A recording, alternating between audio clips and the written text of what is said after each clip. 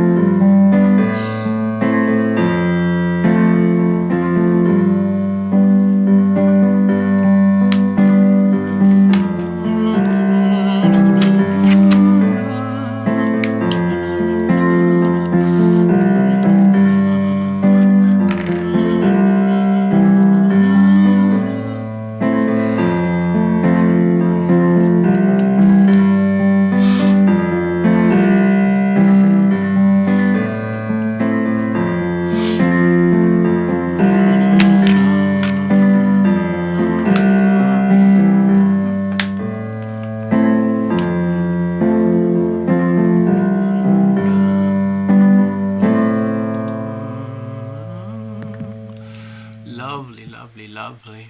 All right. Please bear with me. I'm just getting started here.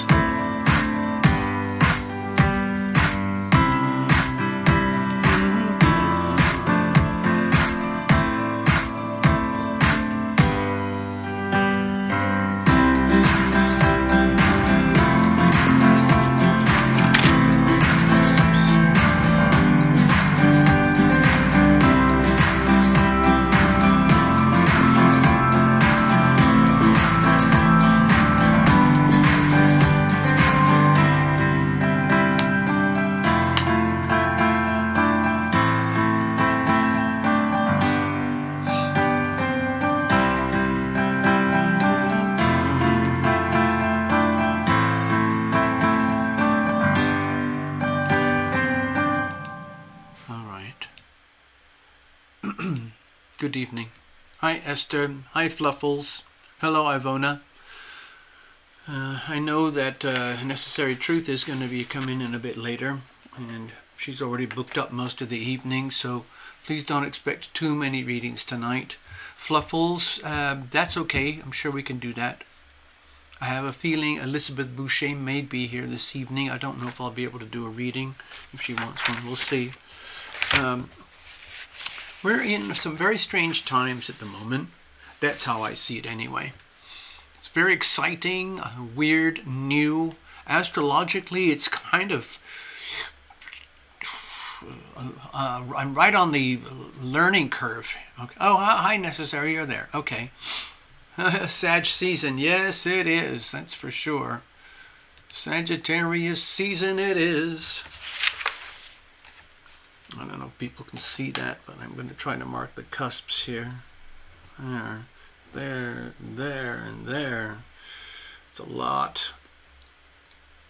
Yes. So, I'll come back to the chart in a minute. I just want to say hello. Hello.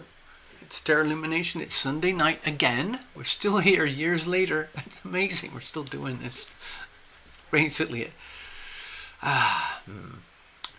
Okay, well, I'm going to keep some of my comments to myself tonight so I don't get into too much trouble. But new moon, full moon, it's coming up. Actually, we're right on the very cusp right now. The moon is just creeping into Gemini at this moment, so we're on the cusp. I'm actually very excited about the astrology at the moment because I've never actually seen anything quite like it. And I feel like, you know how people get really excited about, winning a lottery ticket or getting a free ticket to some big, like if I was a sports fan, getting a front row seat to some amazing game or something like that, or just, that's what I feel is happening. I feel as though I'm right in the front row watching the astrology and seeing everything happening on Earth as though it was a TV spectacle. Go Trump, I'm not keeping anything to myself anymore. That's hilarious. I have to admit, as some of you know, I'm a Trump fan. So what? Some people are Biden fans. So what? Anyway, it's like gladiators, But I have to admit, Trump has to be one of the most larger-than-life human phenomenon probably that I've ever seen or witnessed in my lifetime. I'm looking at the astrology, I'm looking at world events, I'm looking at events for the United States. It's mind-boggling, the astrology that aligns with Mr. Let's call him Mr. 45, soon to be 47. And what does it mean for the world, for society, for global evolution, for the evolution of people? I think it's mind-boggling because the phenomenon of evolution works through people, individual people. Just go back to the giraffes. There was a time probably when giraffes were, instead of this tall, they were only that tall, and they figured out, well, if I grow my legs longer, if I grow my neck longer and longer and longer, I can eat more and more leaves higher up in the bigger trees. And so another giraffe who figured that out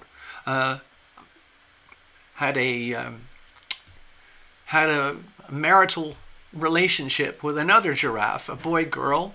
There's only boys and girls with giraffes. They don't have all the other varieties. It's boys and girls. So they figured it out. And the way genetics works and DNA works, it seems to be able to recognize favorable combinations of these chemicals. Deoxyribonucleic acid. Who knew? I'm watching a television show called Lessons in Chemistry. It's a nostalgic period piece based in the 1950s. It's actually a story about a woman who becomes a TV chef But anyway, that's at the very time that the very early stages of DNA were being discovered and spread throughout the scientific world. It was a mind-boggling time where there was a lot of contention in science about the whole idea that there's a molecule, a tiny, tiny molecule inside the nucleus.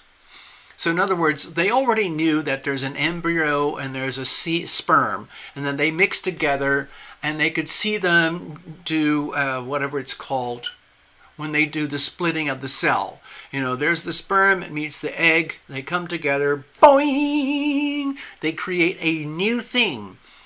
And then that new thing replicates. Boing, you get 2 cells. That 2 cells turns into 4 cells. 4 cells turns into 8, 16, 32, and eventually, billions of times later, you get a human being. A real live miniature person inside the embryo of the woman, not the man.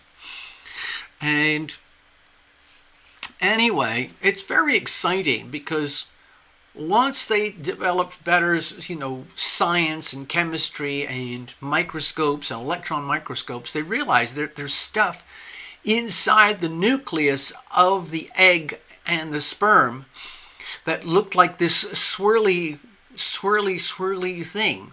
And they did the chemistry and they found out it's something called deoxyribonucleic acid. And it's composed of a combination of however many amino acids that are unique to every individual. In fact, the very, very earliest forms of living organism on Earth are viruses. And viruses, if you look at them very closely, are really not much different from basic DNA. It's just viruses are essentially like a wiggly DNA, but they don't really have a cell structure much or anything around them, maybe like a bit of a skin. And they survive by just floating around in the air and going inside our lungs and eyes and nose and mouth and our pee and our poop and our food and everything.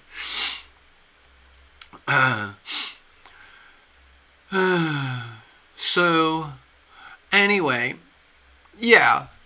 So they figured out this amazing thing called evolution. And it happens through single individual living organisms simultaneously. Maybe with worms, because they don't really reproduce by sexual reproduction. So that's a bit slower. They don't really evolve too much. But when they had sexual reproduction, that allowed for much more rapid evolution.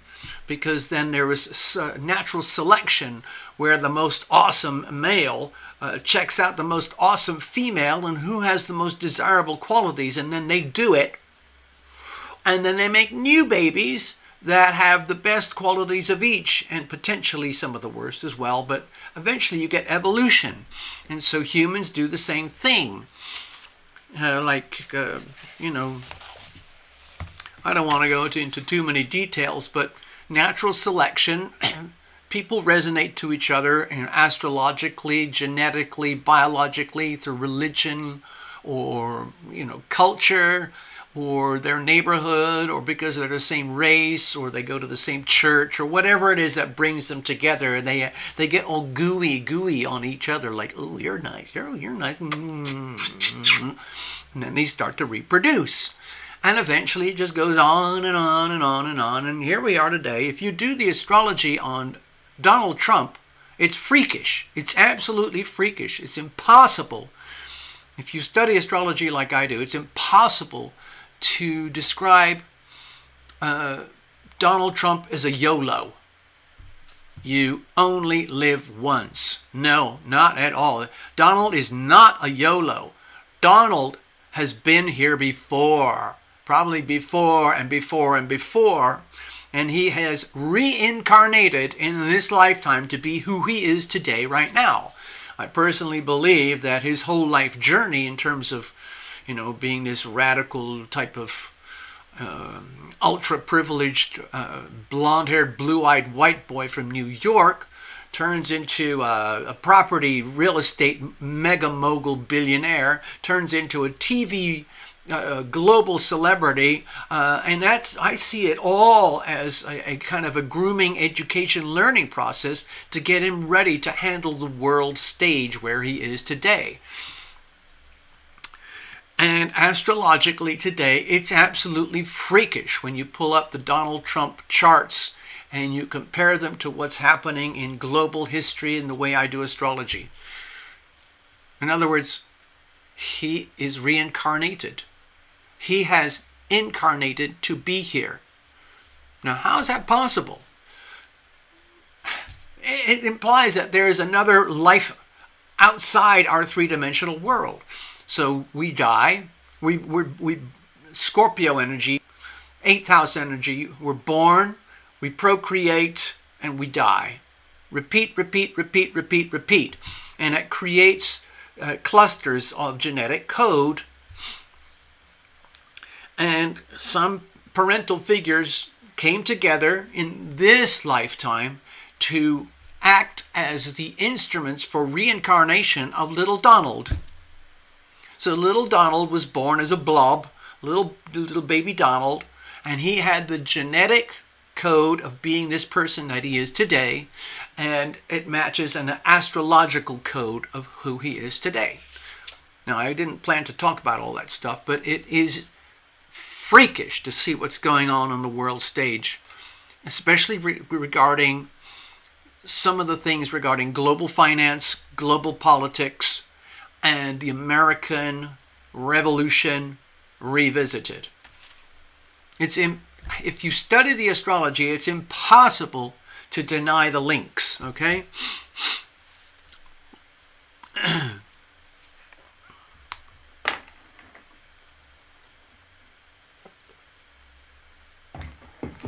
Normally I don't talk too much about that DJT stuff because my channel is attacked so many times. I've just had a few deletions and another demonetization. You'd never know. I'm so used to it now, I just don't care. It's just like I get... I'm still going, but the channel operates more or less like a charity now. It's just I do it out of the love of it. Because I don't make a living from it anymore. Kind of makes me pissed off, but there you go. That's my evolution. I'm here anyway. Yeah. It's all very freakish and interesting. And I don't know anyone who's done any really serious studies about the correlations between DNA and astrology, but I can't possibly deny that there's some kind of weird connection. Karen, what's going on? So let me go to the charts for a minute. Okay, by the way, this evening we have a reading tonight. I've never done this before live. I've never done it. But a while back, a few weeks ago, a few months ago, whenever it was, I mentioned that I do private readings for people. And they tend to be quite extensive. It involves a lot of homework and prepping, and then we have to schedule to meet. And I do that on my private Zoom. So it's very much like what we do here, but just me and you. And I have all the data, and we can do the deep dive into your journey. And when I do those readings, of course, I often use the tarot. And I use this astrology, and I mesh it all into one big thing. But it depends on the client and the needs of the client. But I described the custom homemade spreads that I've made and used over the years, and it's very limited. I abandoned all the traditional stuff that they teach you, and I had to create my own because none of them worked for me properly. So I created my situational spread, and you all know what that is. And then when I do the personal things, I have I guess you'd call it a relationship spread. I call it my crucible spread. And then I have my heart spread. Those are the three spreads that I do. And of course, I can expand on them a little bit, but essentially those are the three that I have. That's it. Situational spread, crucible spread, and heart spread. That's it. And tonight we're going to do a crucible spread live. Okay. So, might as well settle in, see how this is going to work. I'm having real problems with my sinuses. My ears are popping and blocked. I've taken a double dose of antihistamines and decongestants, and we'll see how that helps out, okay? Oh, God. Excuse me. So,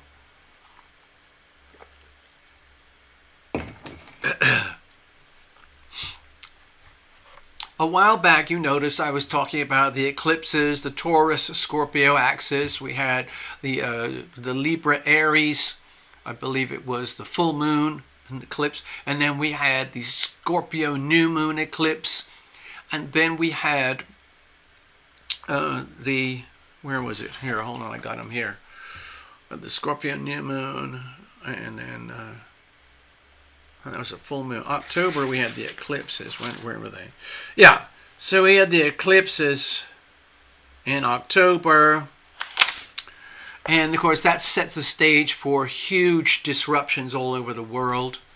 And the one that really kind of concerned me was the big, fierce Scorpio-Taurus axis that was being heavily aspected with the transits, polarity, opposition, relationship dynamics, open enemies. And it was happening in the second house and the eighth house. The second house of real money, the second house of other people's money. And the learning process, what is money? And it is shaking up the whole of planet Earth. Because the whole of planet Earth, every human person is starting to realize they've been scammed. They're getting scammed by an extremely elaborate, very, very successful operation based on debt, the creation of money out of thin air. It's not money, it's just currency. So it's like a very beautiful, exquisite fraud. Love Triber was pointing out to me recently that the story, The Wizard of Oz, is all about symbolism to do with the evils of the United States Federal Reserve banking system and how it affects people in America. Of course, it now has spread to the whole world, and the whole world has figured it out. It's a frickin' monster scam. Fiat money, basically fake money. It doesn't exist. And they have these economists who legitimize it, make it sound real and important, like Keynes, J. Maynard Keynes. He's all into this fake money, print money forever. The government should have all the money and spend all the money, and everyone else should just be grateful. And it goes on to infinity. It doesn't matter how much debt you have, because it's just a number on a piece of paper, and so don't worry about it. That's Keynesian economics. And then on the other end, you have the Austrian school with Mises and what's his name? Anyway, it's much more about common sense and reality in that money is a representation of value. It has real value. Things of extreme value, like your gifts, your intelligence, your natural talents, your values, your value system, the things that you own, like you might be very strong, or you might be very artistic, or you might be very mechanical, whatever it is. Those are all very valuable things that have value that can be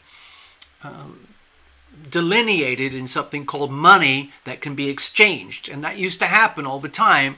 And gold, particularly, and silver, particularly, were used as the medium of exchange because people understood that gold and silver have real value. Okay?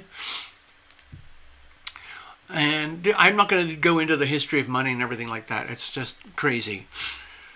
So, today, we live in a world that's just flooded with fake money to the point of oblivion. And the whole thing, of course, is collapsing because it's fraud. Saturn at 0 degrees Pisces is putting intense pressure on anything fake. Anything fake is being squeezed out. Fake beliefs, fake values, fake people, fake language, fake media, fake news, fake information, fake religions, fake cultures, fake anything. Think of the 12th house as the hidden enemy, insanity, prison, loss, death, suffering. Think of all the stuff like lies, betrayal, deception, corruption, extortion, coercion. Everything that's really like sick about human people and how they treat each other. It's on full display across planet Earth right now, and human people are starting to realize, wow, we're really disgusting. There's some of us that are really, really disgusting. They prey on evil. They worship evil. They worship death. They have signed a contract between themselves and something else that is very hollow, so that they can have maximum power, money, and control in this lifetime, because they don't believe in anything else. It's very weird, but there are lots of people like that.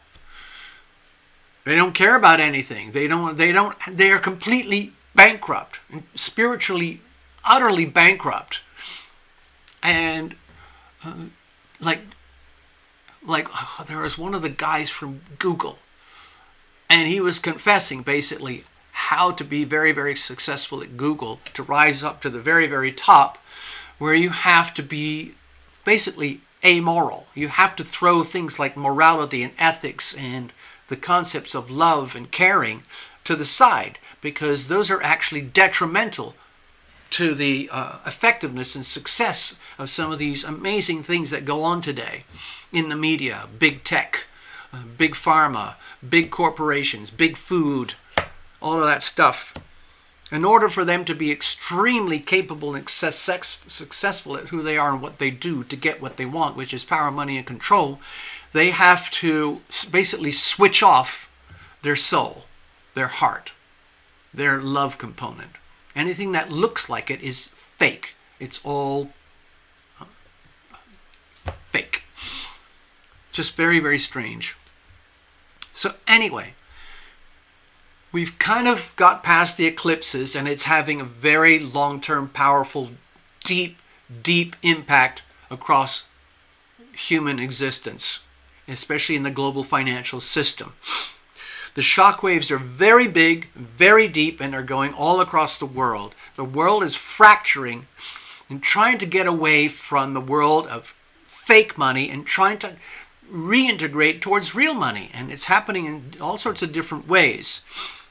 And it's happening on a group level, and it's happening on a microscopic intellectual level. Like, for example, with certain cryptocurrencies, the cryptocurrency concepts that are designed to create a monetary system of exchange where real value can be exchanged between one entity and another, one person and another, without having to go through the world of fake money. So in other words, real money is the enemy of fake money. Fake money is the enemy of real money.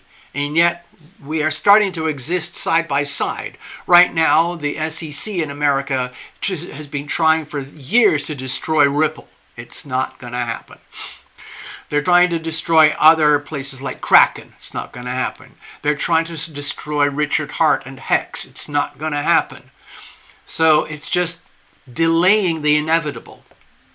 The inevitable is that global finance will be decentralized, okay? Instead of an extremely pyramidal structure, it's going to be decentralized. That's where we're heading. It's going to take many years to grind through this system, because real money is the enemy of fake money. And the people who own and control everything right now, they're going to do everything they can to stop the existence of real money, real value. It's going to be a very interesting journey. So, back to the cusps, Taurus, Scorpio cusps. We knew in advance that there's going to be massive shockwaves astrologically across the world regarding the global financial system. That's happening right now. in terms of countries, it's also happening. And I don't know if you notice it, but there's been a lot of zigging and zagging going on across the world lately. And it's sent a lot of shock waves because the status quo, the establishment, the elites, the globalists are starting to realize that their empire is shaking and cracking and starting to crumble. They're trying to keep it patched up together. But the revolution is already beginning. Pluto is going to head into 29 degrees Capricorn for the next few months. That's going to create global chaos with the elites, and they're going to shove it down on us. And then we're going to go to 0 degrees Aquarius. It's going to be the cusp. It's going to be for most of 2024. So it's going to be absolute chaos, revolution, upheaval in societies and populations and countries all across the world as everybody starts screaming, I want to be rid of these evil monsters. I want freedom. I want to get rid of the tyranny, the slavery, the debt farms, the slave camps, all of that. I want my own sovereign self, my own sovereign wealth. It's going to happen. It's inevitable.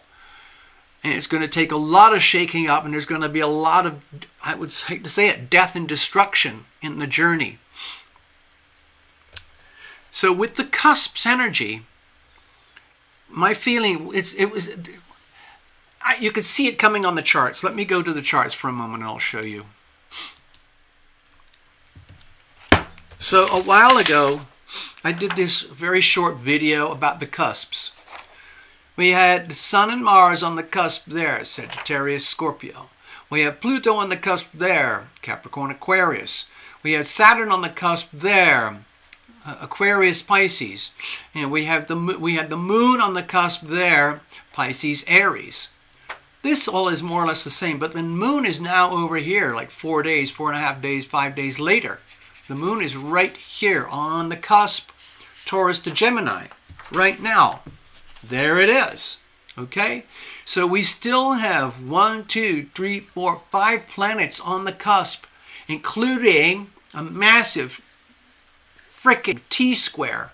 So can you imagine the confusion and the shock and the upheaval? And that's what's happening.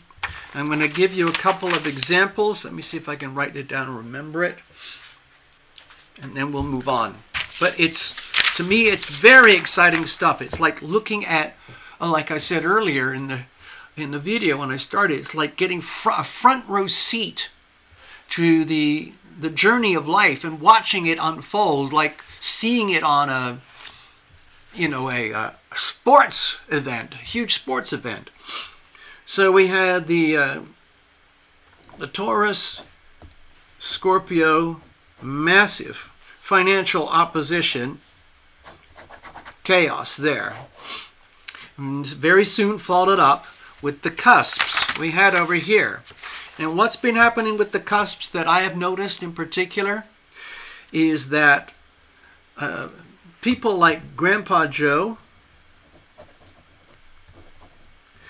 is unmistakably falling apart at the seams, and everything that he represents and all the people who are operating himself and operating Joe and the administration. Some people think that Obama's running the whole show behind the scenes.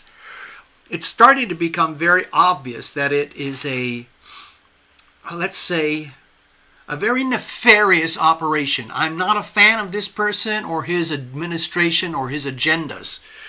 And all the agendas that go with it, like for the United Nations, WHO, World Health, the World Economic Forum, on and on and on and on and on. And all the corruption and the sick stuff that I talked about earlier.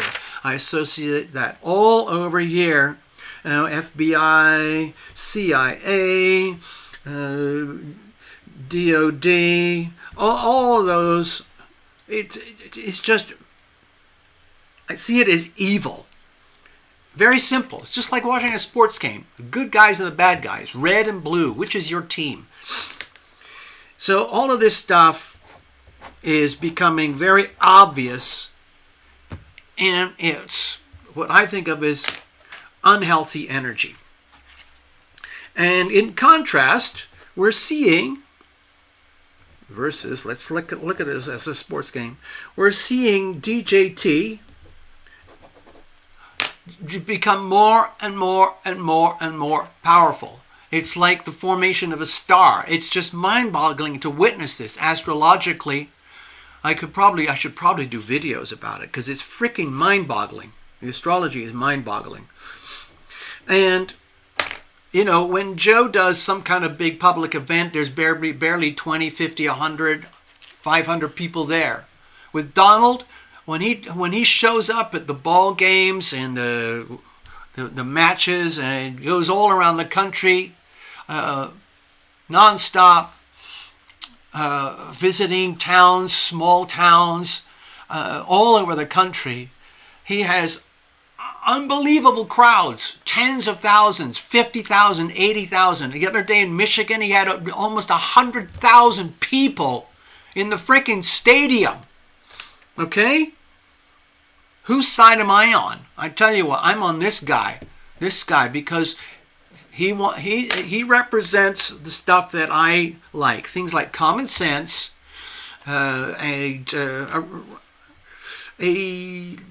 basically a reconstitution of the Constitution. Make America great again, okay? That's how I look at that. It's really, really simple. And so this phenomenon here has been broadcast across the world because it can't be stopped because of social media. Even though Google, YouTube, blocks and censors just about anything to do with DJT that's wholesome and good.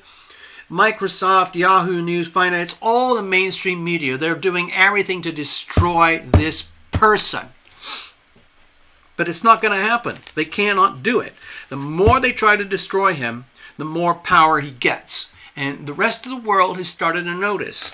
And what has happened very, very specifically at the time of these cusps, right now, the time of the cusps are like when you're going on a highway. You're driving on a highway, you've come on, you're doing a long, long journey, you're cruise, and you know damn well up ahead there's some big, big interchanges.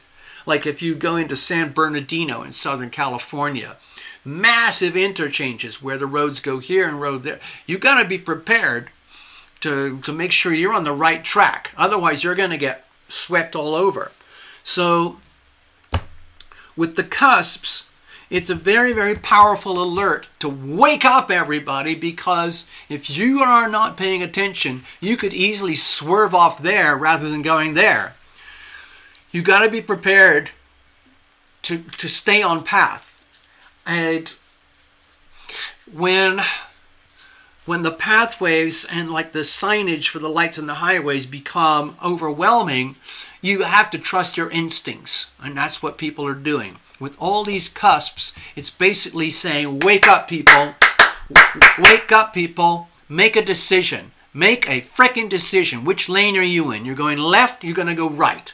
Are you going to try and stagnate and go around in a loop and avoid destiny, avoid evolution, and fool yourself that you can avoid what's coming? Or are you going to trust in evolution, trust in nature, trust in the purity and goodness of this beautiful thing, and then go for it fearlessly into the unknown?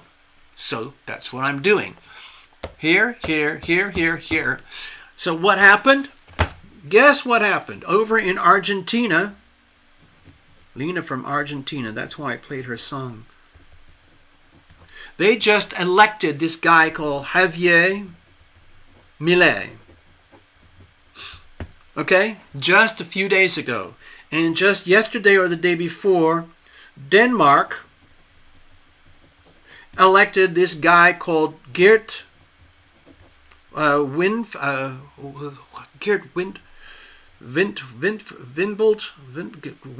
okay, something like that. Geert Windfold, something like that. So what's so cool about that? Okay, what is so cool about this? What's the connection between DJT, Javier Milei, and Geert? Well, what's happened is the DJT phenomenon has gone global. And everybody on Earth knows about it. And they know what it represents. It's not just America anymore. This energy field here, represented by DJT, has gone global. Javier has modeled himself on DJT. Gert has modeled himself on DJT. And guess what happened? In Argentina, they had a massive change of direction from this way to that way. The Argentinian people have said, F you, given the big fat finger to communism, socialism, liberalism that's been going on for 40 years. The country has been destroyed by liberals and communists, okay? Guess what? Exactly the same thing happened in Denmark. They all said, you know what? If Argentina can do it, Denmark can do it. So Gert won the vote. All of these things are, according to mainstream media, are ultra-right-wing extremist terrorist organizations. It's absolutely wacko insane, okay?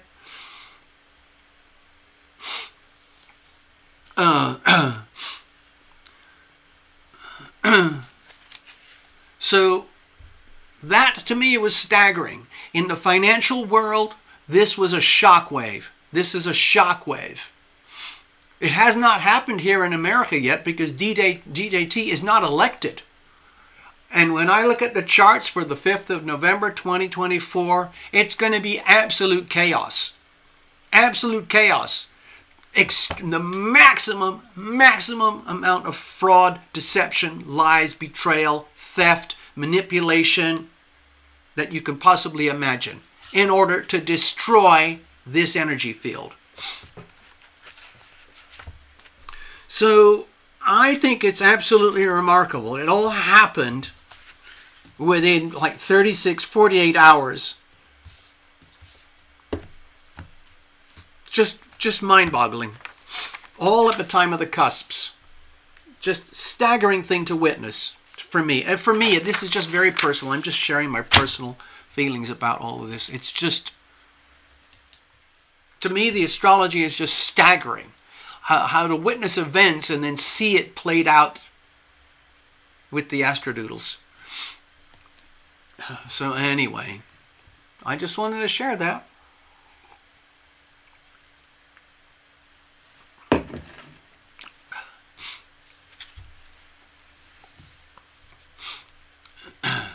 Hello, Karen. Over there in beautiful New Zealand. Oh my gosh. I love you guys, man.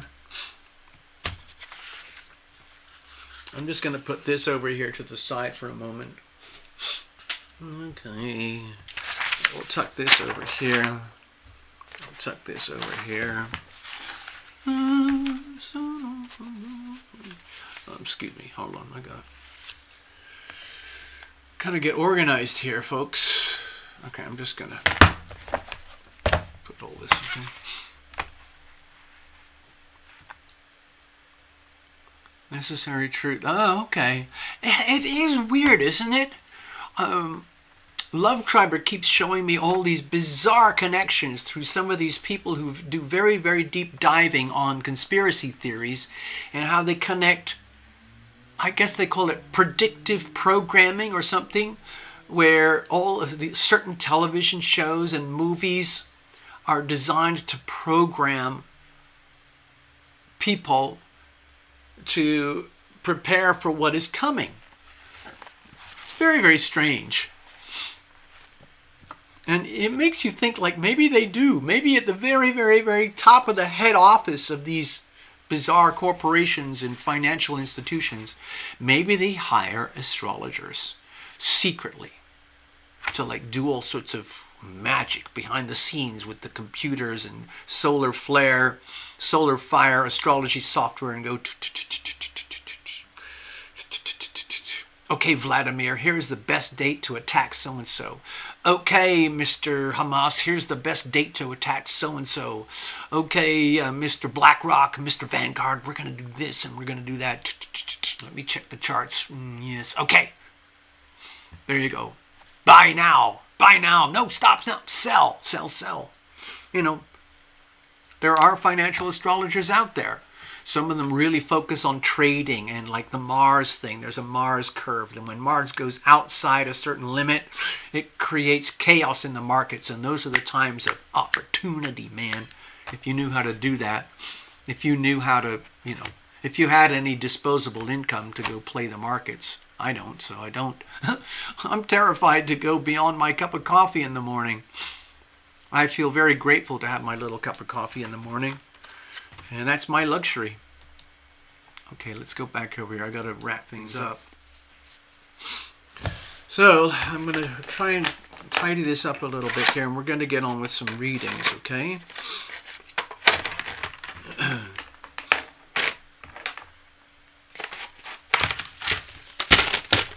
Let me put that over here for now. Tuck this around. And then we're in November. Okay, well, I'm just going to put these aside, and we'll get back to... Let's have a look here.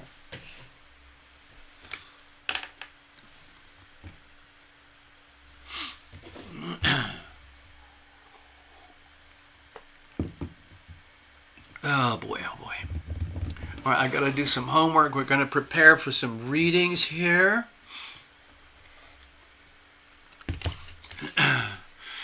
So, let me have a look. How am I going to do this? I promised I would do the Crucible spread. Oh my God, this is scary. So we'll see. I guess I can do it. I'm a little scared, you know.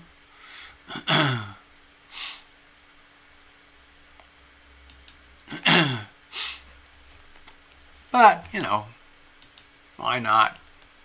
It's scary doing any of this stuff live. It's a very different experience, I have to tell you, doing recordings and posting them as opposed to doing the live. I like live better. All right, so I'm going to prepare for, let me have a look here.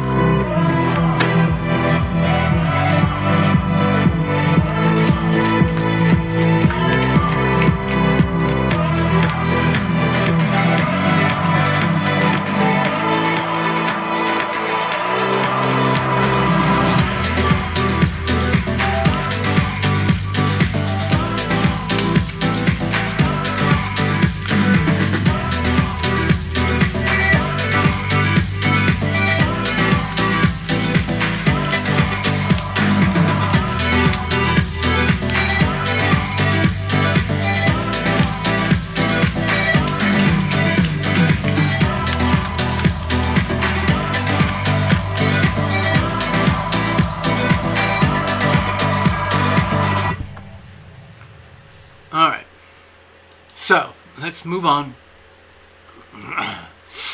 Oh, you've been here before, haven't you? Russian thought bot. And then Mr. Cusp, or Miss Cusp, I can't remember. Ms. Mr. or Ms.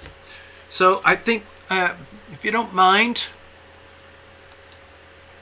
what I'd like to do, I'd like to start with Fluffles, just to get in the groove. Because once we move to Necessary Truth, we're going to be doing a Crucible spread, and that's going to take That's going to be, let's say, fairly demanding. I don't know. I've never done it live. Well, I've done it live with clients in private, of course, but that's different from doing it actually live stream. I've done them at shows. Actually, I have to admit. I think it was quite a few months ago now. I was at an event and I was doing some readings for someone. And I had the chance to do some pretty in-depth stuff with one of the clients. And I forgot how wonderful it is to do face-to-face, live, real-time. It's like sometimes the client is like this, like,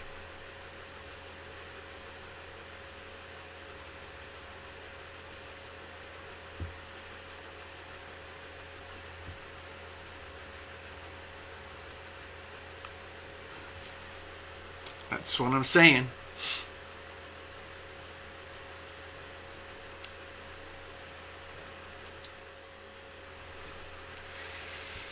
All right, Fluffles, I'm going to go back up through the chat to get your notes here. So I can have a reference point, because I know that you wrote something up there way early on when we started the show. So let me go back up here. Where is it? I know I had it. I just had it. Okay, Fluffles, you're going to be in and out. But my question is about an incident that happened. I don't want to get into details publicly, but I came out as the bad guy. Okay. You'd like to get some information on what happened. Okay. So what we're looking at for Fluffles, she wants to get some, what kind of story, what kind of message do we have here for Fluffles regarding an incident where she came out as the bad guy?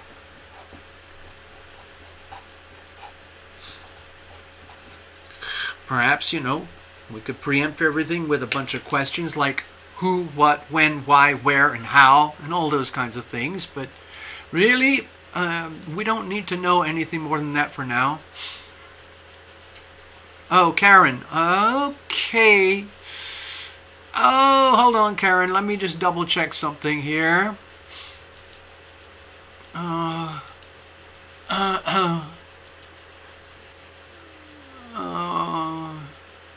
Yeah. Okay. All right. Thank you, Karen. Well, let's just see how we go, folks. I'm not sure how I'm going to cope. Don't worry. Either way, one way or other, you'll get your reading. Don't worry, Karen. If you've already paid, then I'll just mark you on the magic post-it note here.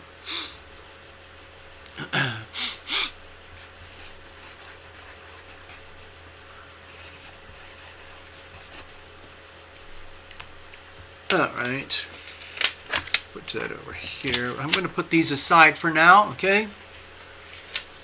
So we can focus. All right, let's take a breath.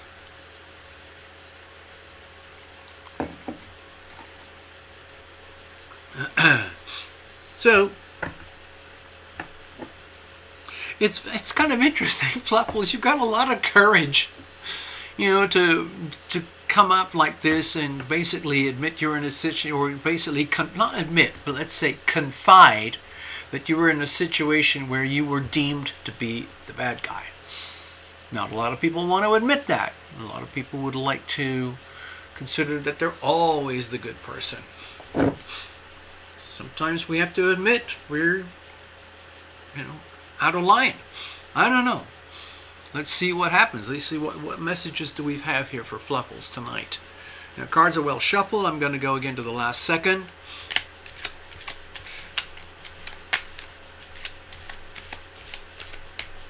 All right, so I don't do jumpers, flyers. I don't do reversals. I'm not doing any oracles or anything. I can do all that stuff, but these days, with the way these live shows go, I can handle about 3 readings using the situation spread, and that's about it. Tonight's going to be a little different. We'll see, okay?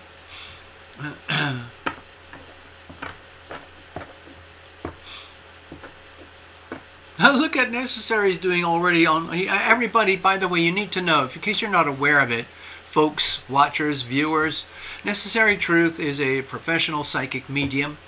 Okay, just thought you might want to know that.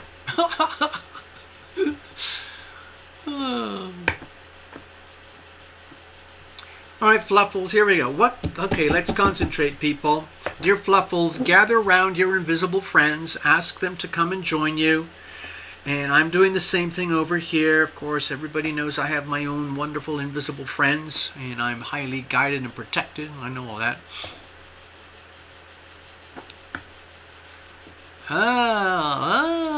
Let's have a look. Let's see what happens. All right, I'm going to use the situational spread. It's completely neutral. It allows us to cut through the fluff and find out what's going on. We can so-called pierce the veil. That's what they do that in corporate espionage. They pierce the veil of the corporate veil to find out what's really going on. All right, here we go. What kind of messages do we have for Fluffles today about this incident where she was deemed the bad guy, even though she believes that she was the good guy? All right, let's have a look. Here's the situation itself. Here are the challenges, and here are how we're going to handle it. And let's have a look at external influences, perhaps the astrology, maybe? During the time of the incident, let's see. Of course, time has moved on by then.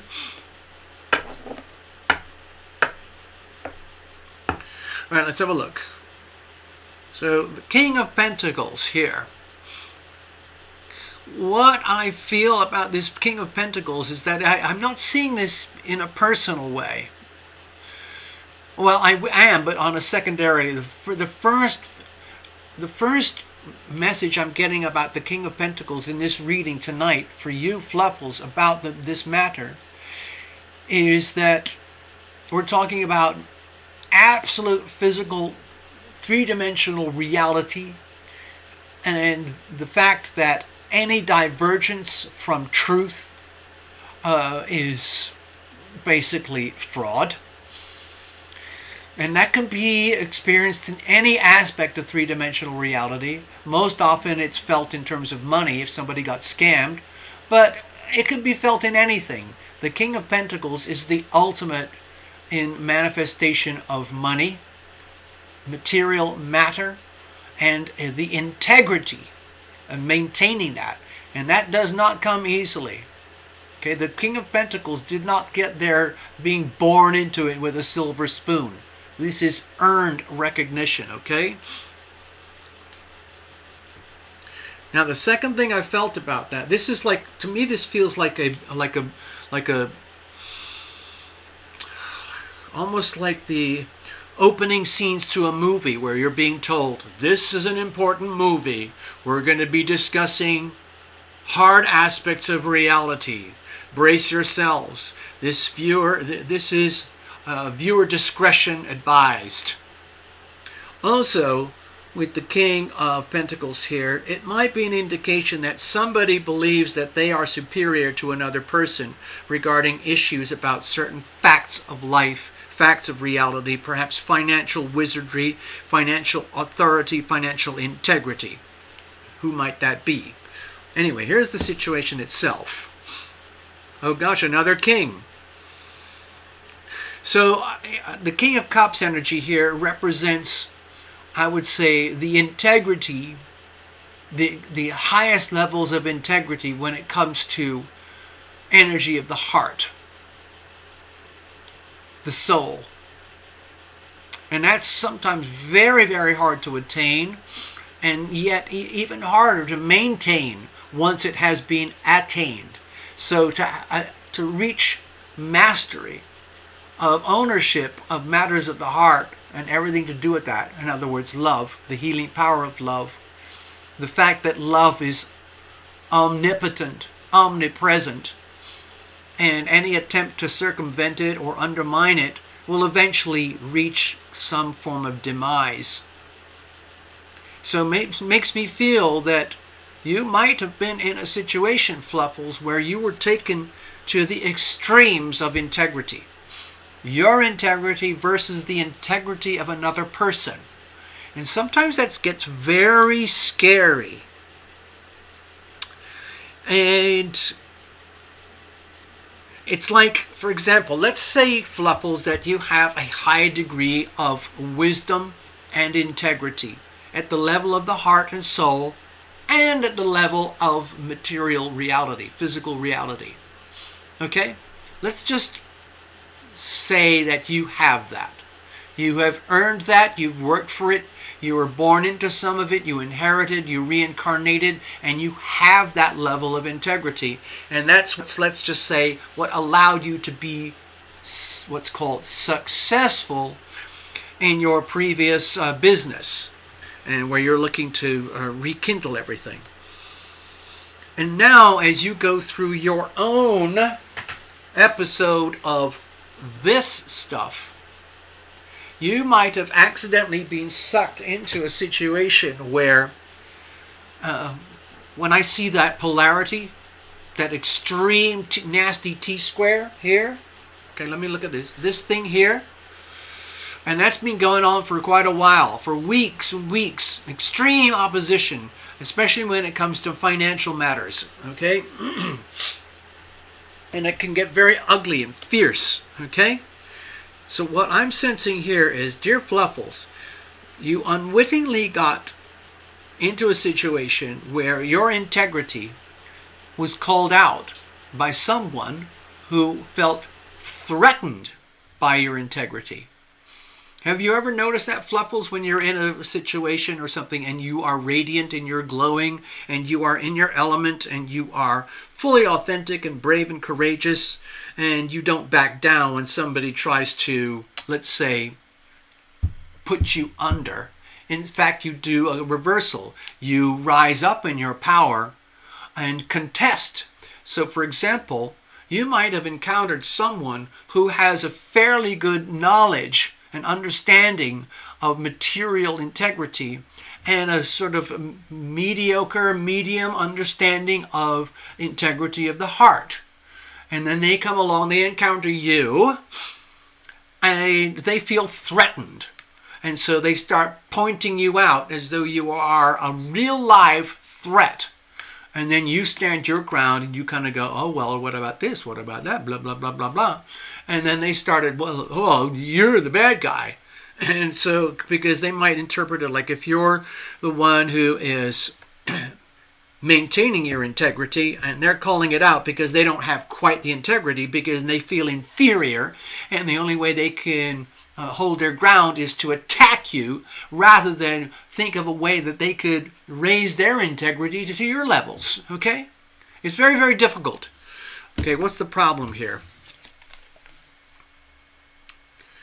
Okay, makes me feel like the real problem is that it has been, and it was, and it continues to be very, very difficult for you to maintain this, like, Queen of Cups energy, because ultimately it makes me feel like you're a very kind, generous, benevolent, loving person, and you love being that way, and you're very open and blunt and direct about it in a way that might just piss people off, because it's so direct and so blunt. It's like, how I don't know how else to explain it. And a lot of people don't know how to deal with that. It's like, Necessary Truth probably understands a bit of this. Like, sometimes if you bump into a Sagittarian, very strong Sagittarian energy, they just call things out as they see it. Hello. I've got a little friend here who wants to double check the cards and everything. He's actually coming for some beverages. So bear with me. And so it might feel like the problem is, like, how am I supposed to maintain myself as this loving, beautiful, caring woman with the best of intentions when I'm being attacked? When my integrity is being challenged? It hurts. It really, really hurts, because you know deep down you don't deserve it. What do? What's that? I'm not racist. Someone said something racist. I called it out to management and I got punished. Oh my God. In other words, you really stepped in it. You stepped into that brown goopy stuff, which is guaranteed to cause trouble, and you called it out, and of course you got punished. Thank you, Love Triber. Do not ask a Sag if you don't want the blunt truth. Oh, God. Someone said something racist. You called it out. You called it out to management. And I got punished. Whoa. Oh, boy. Oh, boy. Oh, boy. Very, very tricky. Very, very tricky. Wow. And you're being punished, okay?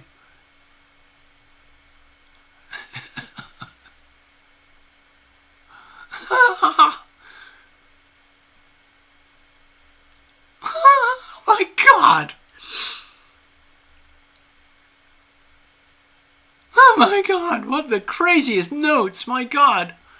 No wonder you're concerned. They obviously feel threatened. Oh my God. How are you going to deal with that? If you're being basically attacked and punished for being the bad guy, when all you're doing is calling out what I see as the loving thing, the loving message. Hi, Bubba. Everything good? Yeah. Thanks for checking in. I can levitate you, and we can get on with the reading. Is that okay, Bubba? I'll get you a snack soon, okay? Right now, we got to get rolling with the show, okay? So I'm going to put you over here. Thank you, Bubba. I'll come and take care of you soon. Don't worry. All right. Racist. Racist. Oh, my God. Oh, my God. I just talked to these kids about school. Tip super well. Just look for conversations. Suddenly, my mannerism felt sexually offensive. I never said a single thing in that nature. Ever. Like, ever. Wow.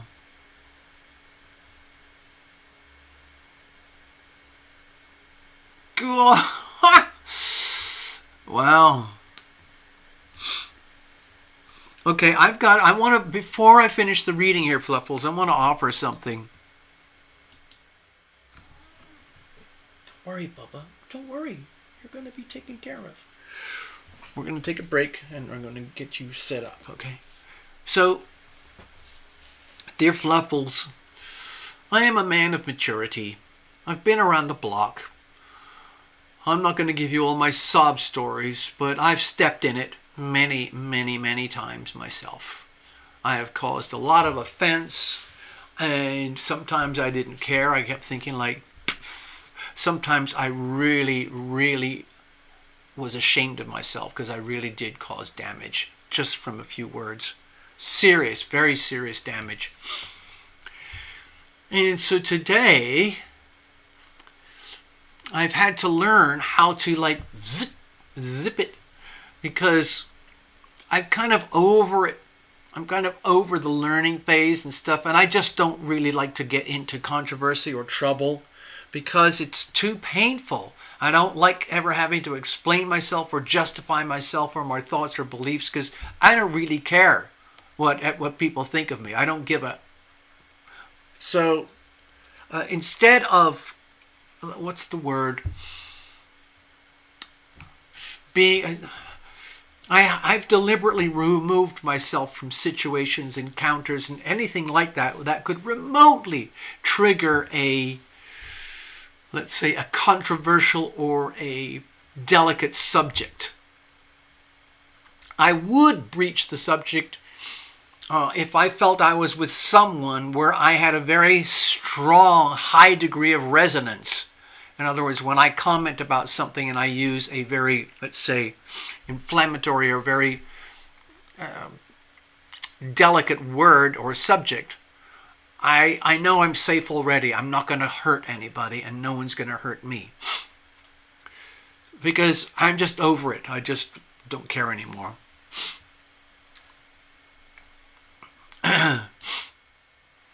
It makes me a little bit sad, because I'd love to open my mouth and just shout it out and blurt it out, whatever I feel, however I feel. But I've learned that I can get hurt very badly, and that I've hurt people very badly. Okay, let's have a look. So how are you going to move forward with this? Obviously you didn't mean any trouble, but it was interpreted that way.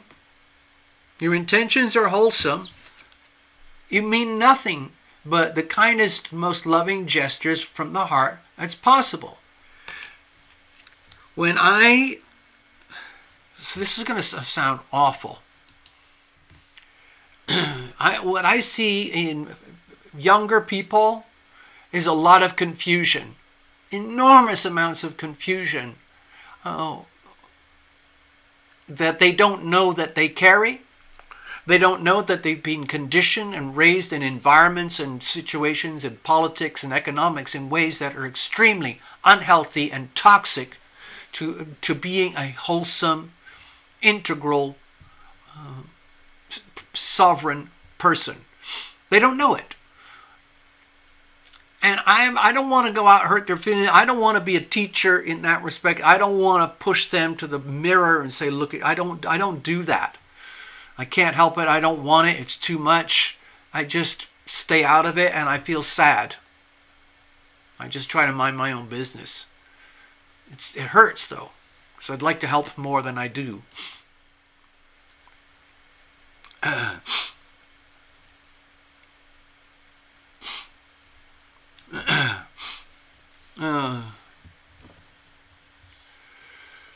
So let's have a look. So how do we move forward from here, Fluffles? Well, it looks like you've already planted the seeds of change, and you're at the cusp. Okay? You're at the cusp right now where it feels to me like change is inevitable. But what does that change look like? Okay? You're not there yet. What I feel is happening right now in terms of the way forward for yourself is to understand that just like the rest of humanity, you're under the same astrological aspects, and it's been that way for weeks.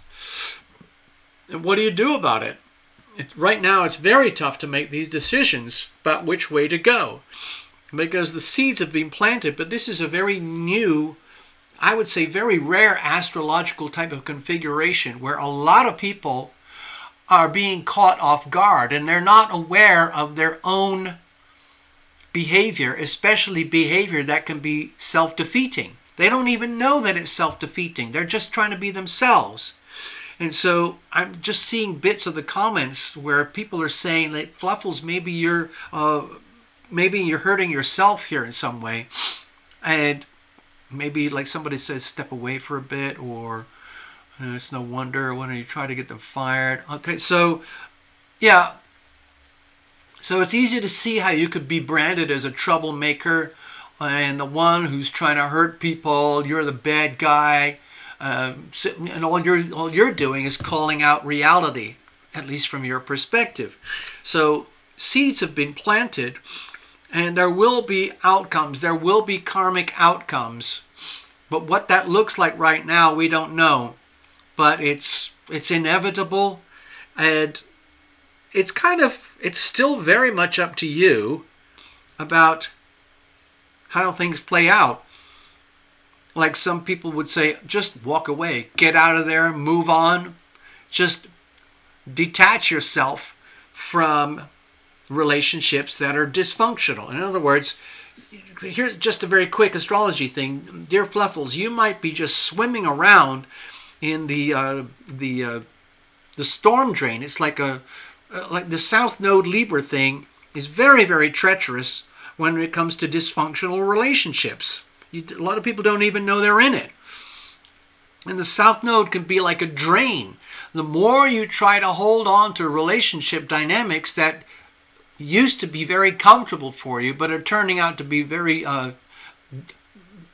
derelict, redundant, That can be very painful because then it means you have to go in this new direction where there is no previous experience, where you let go of this stuff in order to be you, and you're under a lot of pressure. Everybody is under a lot of pressure. The whole world is. And this reading looks to me like your version of that storyline. But with the Three of Wands here, it's like the Three of Wands is going from here. We are realizing live on stage that the way I see it is you're actually swimming in the pool of the South Node, which is kind of like quicksand. It's like quicksand. The more you try to get out of it, the more it sucks you in. And so there's only one thing to do, is just go, what does that look like? I don't know. That's why that's why it's so hard with the Libra South Node, because people don't want to let go of relationships, because a lot of time relationships are the only way we know ourselves and each other.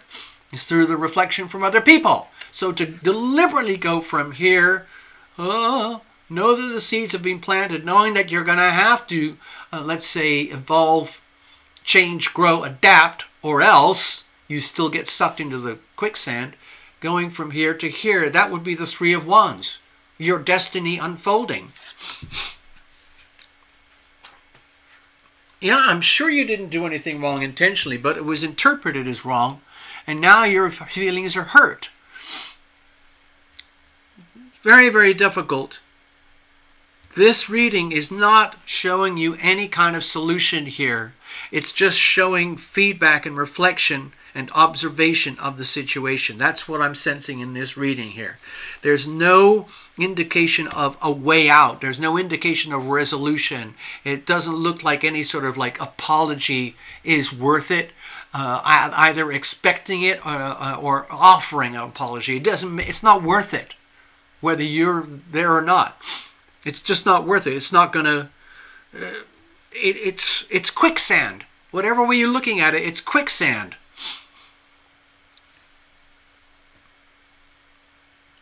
It's important to realize that's what it is. Despite your best of intentions, despite no harm.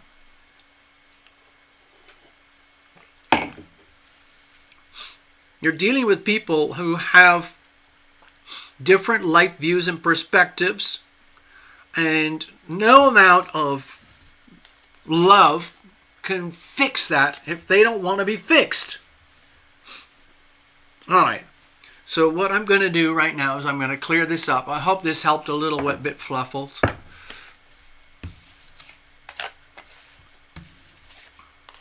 It must be very, very frustrating. You're so direct, you mean so well, you live so closely in your own truth and your own reality. You call it out, you explain it publicly, you share that you were judged and suffered accordingly, and we got a reading about it. Right now we're going to go on. This is going to be a big one. I have to put on a tune here, and I've got to do some. So please bear with me. I got to take care of little Bubba.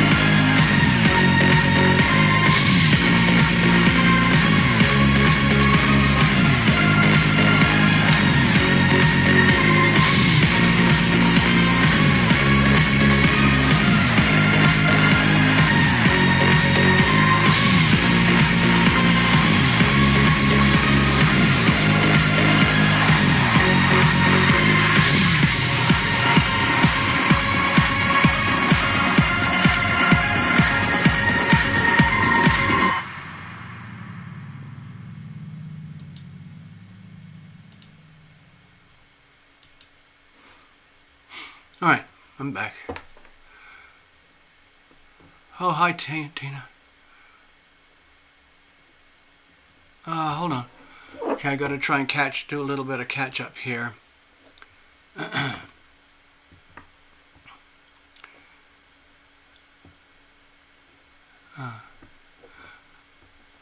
You know, hey,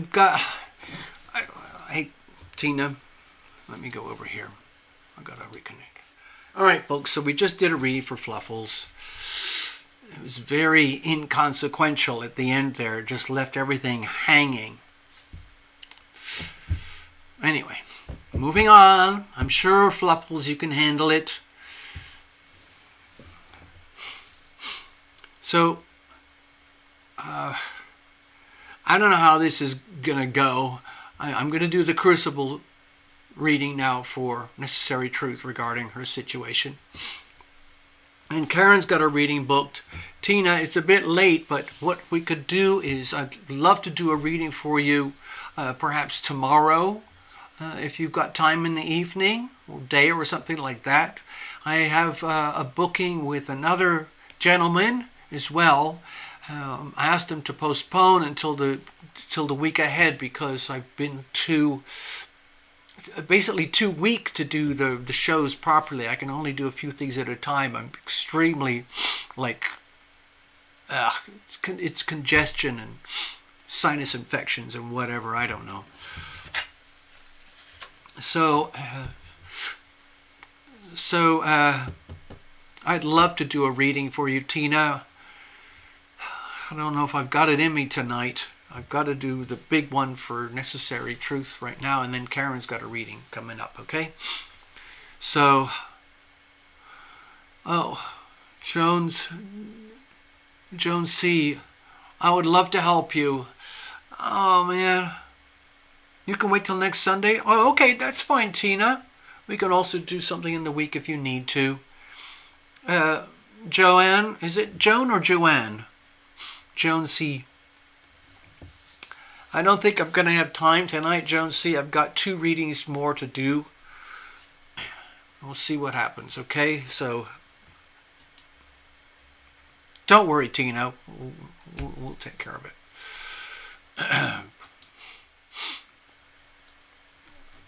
All right. Now,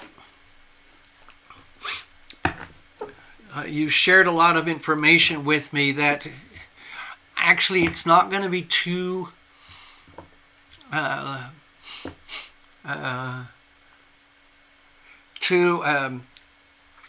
can I say it? We're not going to be in that realm when we're working with this reading.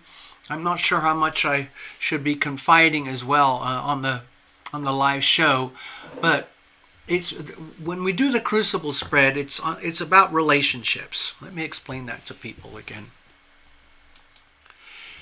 We're going to use my Crucible spread because we're exploring a relationship between one person and another person. And the Crucible is usually used for very specific, very close relationships, like family members, something like that. A spouse, 2 spouses, boyfriend, girlfriend, newlyweds, or people who are engaged and considering getting married, things like that.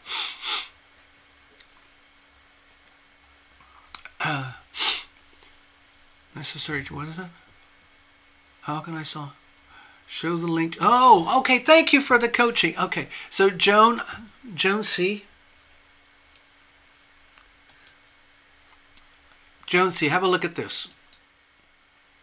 This is the TarotLumination website. Right now it's on the donation page. This is where people donate for readings on the live show. And you can connect with me. There's a connect page. There's a readings page. You can do it all from the website there. And if you want to get deep into it, hold on, little monster here, so chubby with his tummy. What you could do is explore the website a little bit. And obviously I can help you live shows right now, but it's just not going to happen tonight. So if it's really urgent, I'm not sure if I can help tonight. But if you can stretch it out over the next day or so, you can book a mini reading, something like that.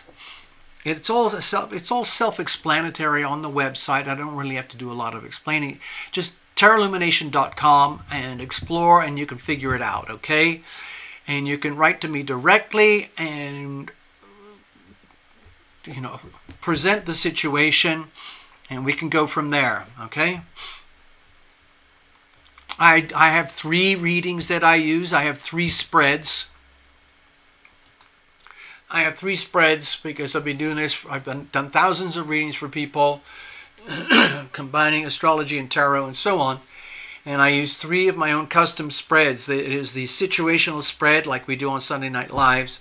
And in private readings, I do the crucible spread, which is about love and relationships. And then I do the heart spread, which is about your personal life journey and so on. I do everything through just those 3 readings, okay?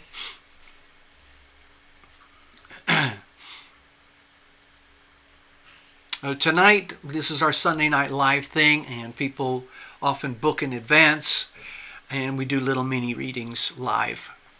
And tonight we're doing an example of a big reading, well, a bigger reading on... Hello, Bubba. Did you like your supper? Did you like your dinner? I can get you more later, don't you worry.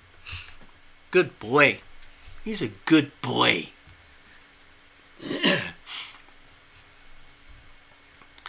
So, anyway, tonight, how am I going to do this?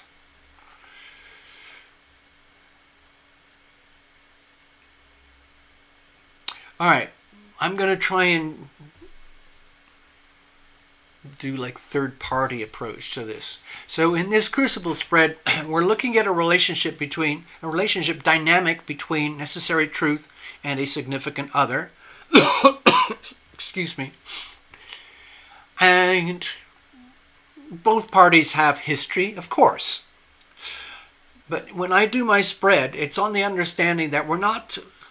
A lot of people think of relationships as like, oh, this person with that person, and a lot of the energy is conducted this way. Action, reaction. Action, reaction. And that's mostly done through, I would say, instinct, learned behavior, learned habits, fear, excitement, with very little filtering going on. Even in the best of times, very little filtering. And you can look at relationships, well, that's how people are. Oh, so-and-so is extremely verbose and disobedient and belligerent, hostile, verbally hostile. Oh, so-and-so over there, they're extremely secretive, private. So-and-so over there is just a love bunny. And it shows from their outward behavior, but it changes in relationship to relationship. And when you get into a one-on-one, it's highly specific. And what you get is person A and person B own something together called a relationship. And that relationship is actually a third entity, which has an energy field of its own, astrologically and in terms of the tarot. So, in a healthy relationship, both parties are aware of each other, that they're hopefully operating with the best of intentions, even though things might not be going very well. There's an energy field. And if there is some core fundamental intention to be loving and to be loved, there's more likely to have something of value and concrete here at the core, the third entity itself, the relationship. But either way, when in healthy relationship dynamics, A and B would relate to each other through the relationship, on the understanding that both have an appreciation of each other to some degree, whether it's mortal enemies or deeply committed soulmates, whatever it is, There's an acknowledgement that that energy field exists, and it is its own thing, and they conduct everything through the relationship. So that creates a structure: self, other, and the relationship. So I think of it as a bowl, and the crucible is a bowl shape. It's a bowl, and a crucible is a bowl that can withstand intense pressure. Just like in a laboratory, they use crucibles for doing very, very high pressure, intense chemical experiments, where the crucible can withstand intense pressures. Now, in human relationships, there's always some sort of crucible structure, but the question is it a healthy crucible? Is it sound? Is it strong? Is it fractured? Is it completely derelict? Does it have any formal structure at all? And so on. And then in the crucible itself, when you and the other are pouring energy into the relationship, into the crucible, that goes into the relationship entity itself, and that entity itself produces new energy. So it's like a plant growing in a flower pot. One party is putting in fertilizer, one party is putting in sun, one party is putting in water, one party is putting in pruning, whatever it is. And it lives. It's like a living organism inside the crucible. So let's have a look. You'll see in a moment.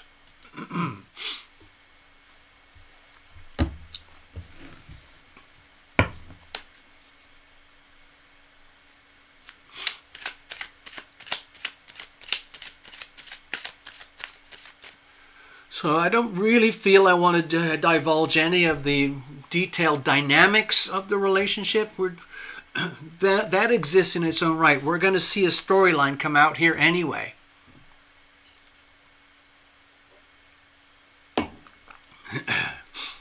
Here's what we'll do. How about this?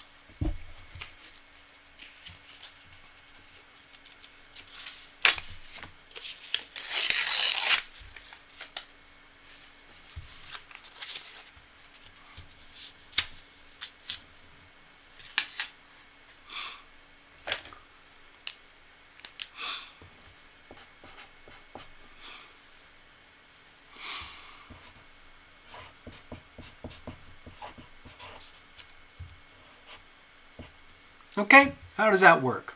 Necessary truth and other. Those are the components of the relationship. I'm going to shuffle a little bit more. I didn't do too much shuffling earlier, but I got to get it done live, real time, so that you're a witness, of course.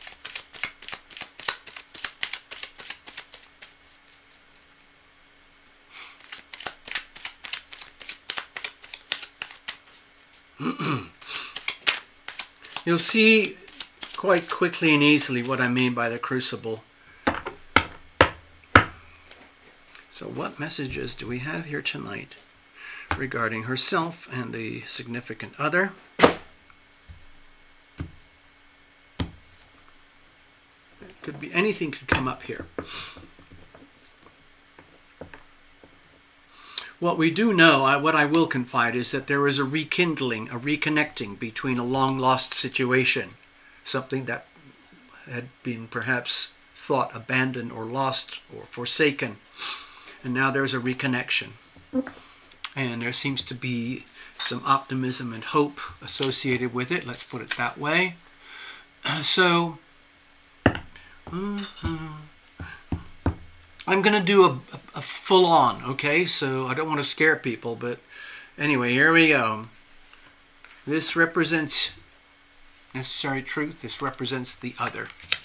This represents, I'm going to have to shuffle and give myself some room. This represents going deeper into,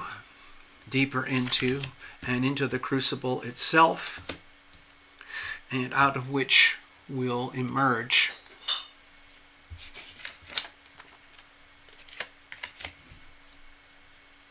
this. So can you see, this is my crucible here. This is the bowl shape, sort of like a bowl, and this is where all the energy is conducted. It's like a human experiment. It exists inside the crucible. And then that creates new energy here. So we're going to go through it like this. Again, what about external influences? So with the Nine of Wands here, makes me feel that this has been a long time coming, and it's been arduous and difficult for both parties. And it is an ongoing challenge. It's just that we're coming to a point of, let's say, connection right now, according to NT. So let's see what that looks like.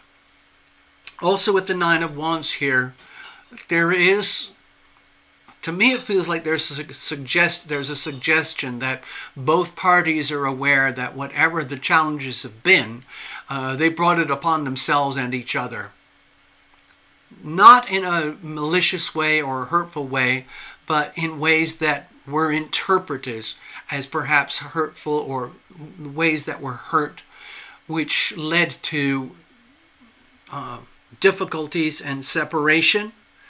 And now coming to a position where there is a reconnection, and this energy will inevitably come to the surface. And I see this very heavily associated with the cusps right now.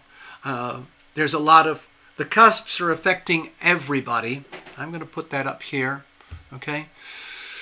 The cusps are affecting everybody.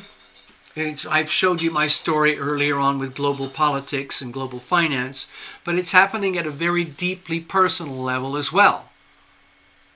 Every one of us is having some sort of storyline that is connected or impacted by these cusps.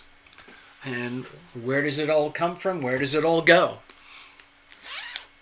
All right, let's have a look. This is your energy at the moment, okay, necessary? Okay, it makes me feel like with the Hermit here, you're actually cloistering yourself and deliberately keeping your heart center, let's say, protected, and trusting on more of an external energy field of your, let's say, divine wisdom that, well, like everybody here on this channel knows that about you.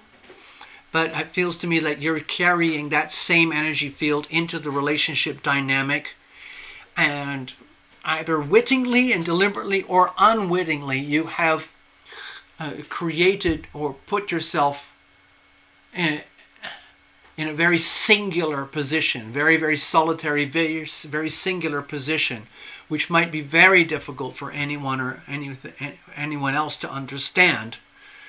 And you're very protective about that because that's part of your energy. And as much as you might want some kind of harmony, reconciliation, and good stuff to happen, it looks to me like you're still guarded. Because there's still more to learn, more to understand. There's still potential for pain and conflict and suffering of some kind that may come up in the near future regarding potential reconnections here. And obviously you want to learn from that and grow from that, because you're a psychic medium, you can't help it, and you are your own guiding light. No one else can do this for you. So for better or worse, you're going to have to live through it. Let's have a look at the other.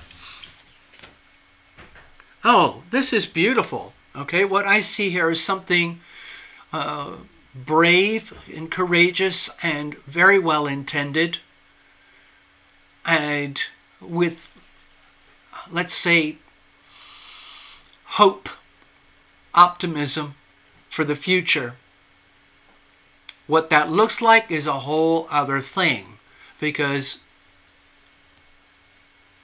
the other person is fully aware of these, let's say, challenging, perhaps painful, long-term dynamics that have existed between you and the other.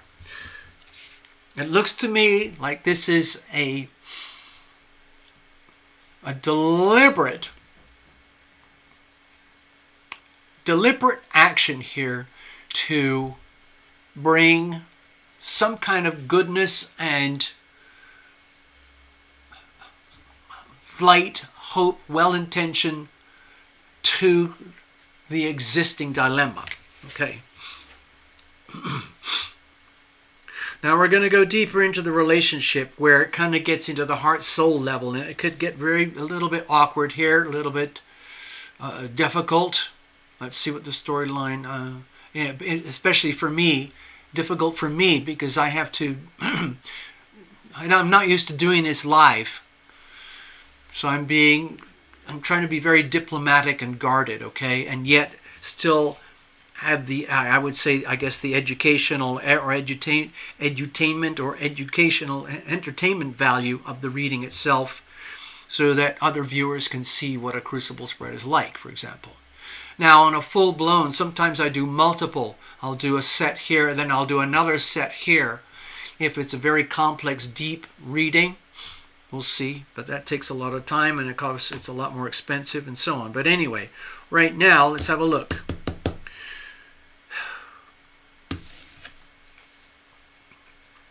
Okay, well, this is a card of sacred opportunity.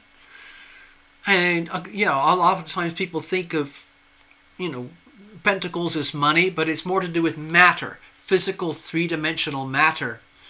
And I see this as potential new, like for you, necessary, deep inside what you're hoping for is new starts and new beginnings in the relationship dynamic, given, let's say, the dysfunction that still exists, that pre-existed, okay? What you're sensing, what you're hoping, what you're praying for is brand new starts, brand new beginnings in a three-dimensional way. In other words, actually like physical presence, physical reality, and making it work and making it good so that you can have access to a new horizon right there. Can you see that through the little threshold? I'm not saying this is financial. It looks to me like workability, viability, physical viability of like a coming together where like this is ultimately going to be good for you and good for the other. And it will show. It will show in a three-dimensional manner. Like, it could be anything, like a gesture or like, oh, well, should we go out and have a little, I don't know, beverage or a little, let's go out and celebrate a get-together meal. And admit that we've got a challenge, but let's start with the opportunities for new beginnings. So, with the Ace of Pentacles here, there you already know that there is opportunity. Does it actually show or manifest? Because this is inside of you, okay? NT, this is actually inside of you right now. This is something that is very valuable to you. In other words, the repairs of this and this is very, very valuable to you. And there's an opportunity for repairs to happen because there is deliberate intention here for good things to happen. So it's very, very, I would say, good opportunity for you to cash in on the good intentions. By cashing in, I mean not say by money, but like take it for what it's worth, for what it is. In other words, when you sense and feel anything like a good intention coming to you from the other, that is an affirmation that your hopes, dreams, and wishes for new starts and new beginnings of a three-dimensional version of your relationship to exist perhaps closer in a way that actually works, because maybe both sides have matured, grown, evolved over the years in such a way that all of this is now understood as a learning experience as opposed to a hellhole or something that can be held as grudges for decades. Instead, turning this into a golden opportunity. Now let's have a look deep inside of the other. Again, this is all hidden at the heart and soul level.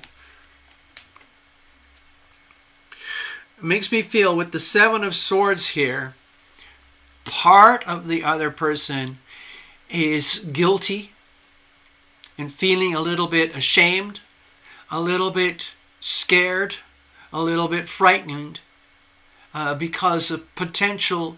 It's possible that there were previous incidents of deception, lies, betrayal, theft, hurt, damage, pain that you felt, okay, as a result of the behavior of the other. And the other person is fully aware, I'm going to just call it out, of the damage they have done. And how, at the time the damage was done, it was deliberate. And the reason it was deliberate is because they didn't know what else to do. Okay, but the time has moved on. And because this is so strong and well intended, it makes me feel that there is shame and guilt and sadness and grief associated with the Seven of Swords here, in that the other person would like to make good on this and heal this so that this can be turned into something else that is good and wholesome for you. And so this person realizes that they have to make deliberate effort, intentions, actions to make this work for you. Because if that does work, then it could possibly work for both parties, for the relationship itself. So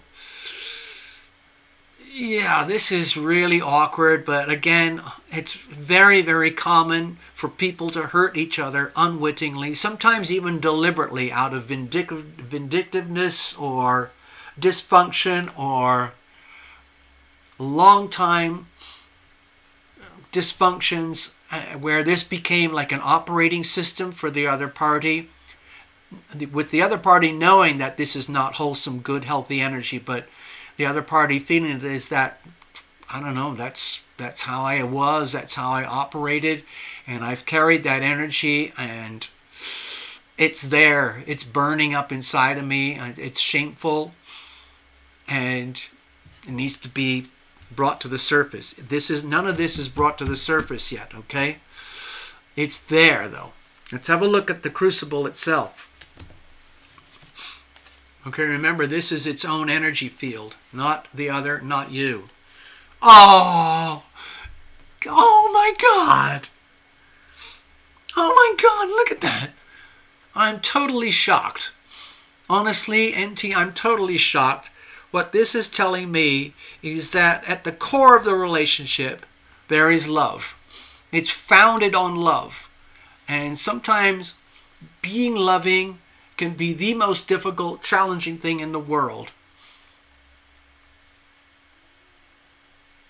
Love is as love does. Remember that book I told you about long ago? It's called The Road Less Traveled. Remember that book by Dr. What's his name? I forgot. But anyway, it's a fabulous, fabulous little book. And it's one of the most powerful expressions of what love really is, compared to what gurus and mystics and priests and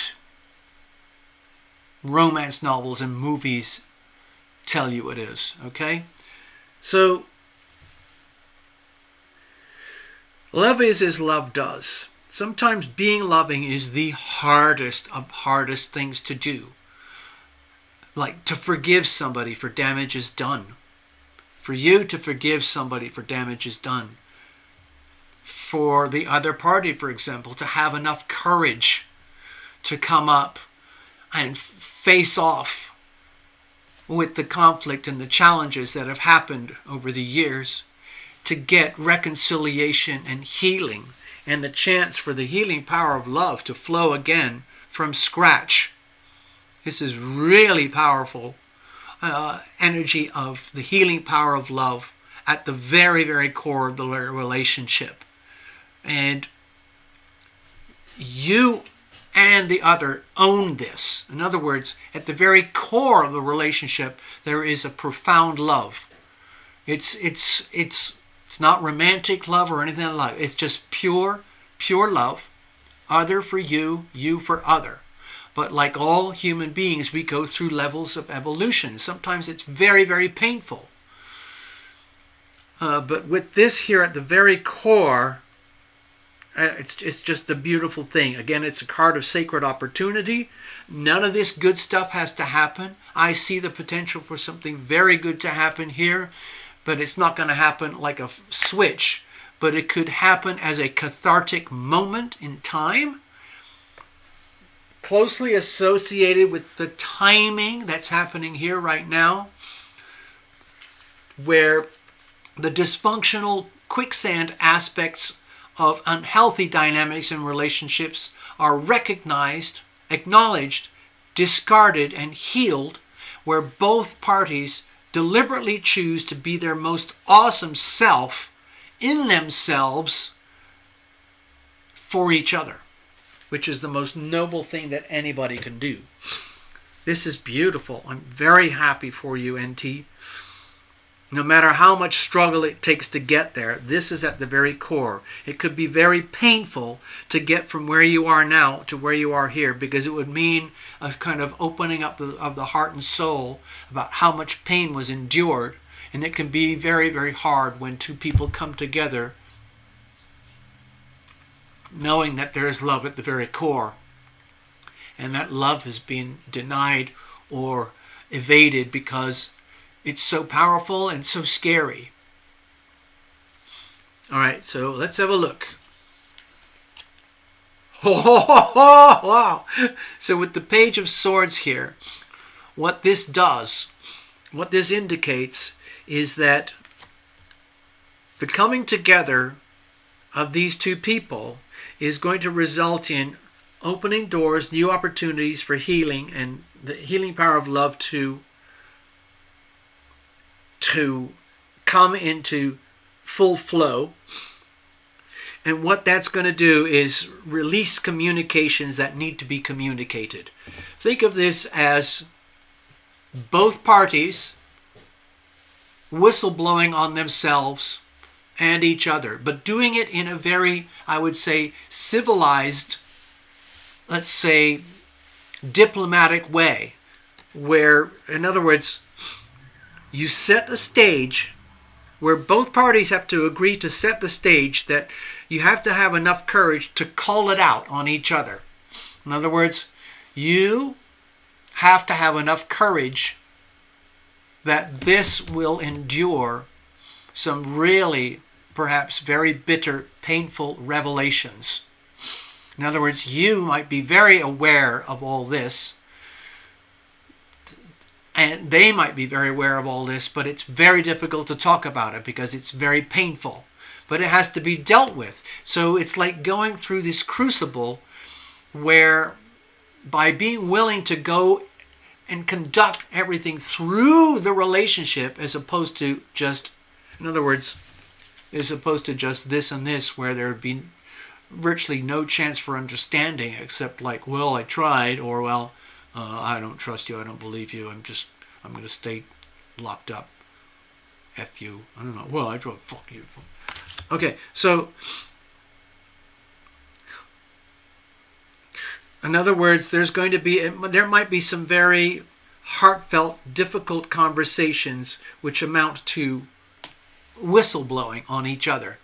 Like, you might have to admit that you were not very good at blah, blah, blah, blah, blah. And you said this, this, this, and this, and this. And it caused great damage that way. And then they might have to admit that they did that, and that. And it caused a lot of damage that way. And it has to be called out. And when it is called out, it's like sanitization. You got to reveal it to heal it. So all of this is hidden. You see, all of this is hidden. All we know is that there's contention. But when you go through the crucible and submit yourself to the intense pressure of the crucible, and you're willing to withstand the pain and the crushing kind of things that happen in a in a chemical experiment that happens like in a crucible, then the outcome can be very healing. So you're putting in there like honest communication. Yes. Okay. So because of the Ace of Cups here, it could be very honest, like intellectual communication, but it could be very, very, I don't want to preempt anything, but very perhaps tearful, heartfelt joy.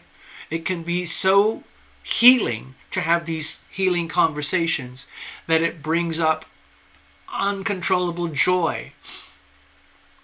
The laughter of tears, tears of laughter, tears of joy, tears of healing. It's beautiful. It's a beautiful, beautiful thing. Anyway, this is like a mini crucible reading, and I hope that helps you. This is what it would look like. I'm going to leave it at that, okay? Necessary? I hope everybody's okay with that and they saw what it was like to live through a crucible spread. And it's a real story. It's a real spread about a real situation, but I kept a lot of the details out of it because it's really...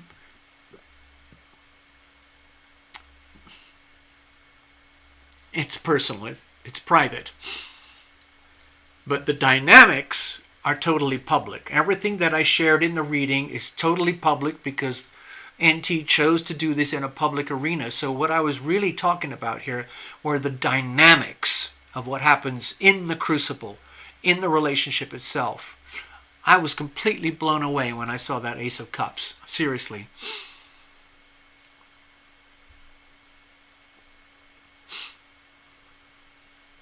All right, so we're going to wrap up that reading, and then we're going to do Karen. Okay? Wow, it's been a kind of, I feel like I've been doing a marathon here tonight. You have to bear with me. My sinuses are a mess, and I've taken as much medication as I can, at least for now. So, what's that, Maria? Good morning from Moscow. Oh, wow. We got Karen over in New Zealand. Heather is over there in Canada. Necessary's over there in the Northeast. I think Fluffles is up in northern central California or something. Let's have a look. I'm going to go back. Ivona up in the Northeast. There's Fluffles. Esther's up there near Buffalo. I'm just checking through the chat here quickly. Give me a second, folks. Trying to catch up. I need a break. There's Karen over in New Zealand. Hello, Karen. Cusp. I don't know where you are. I don't know if you're still here. Cusp. And then there are a couple of other folks who dropped in as well. Russian Thought Bot. That sounds very Moscow to me. And and then there was someone else who came in from Joanne C.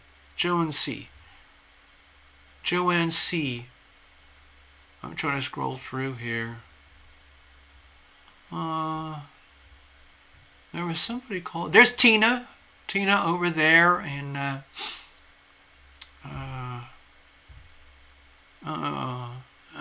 am I doing here? There we go. Sorry, the whole computer...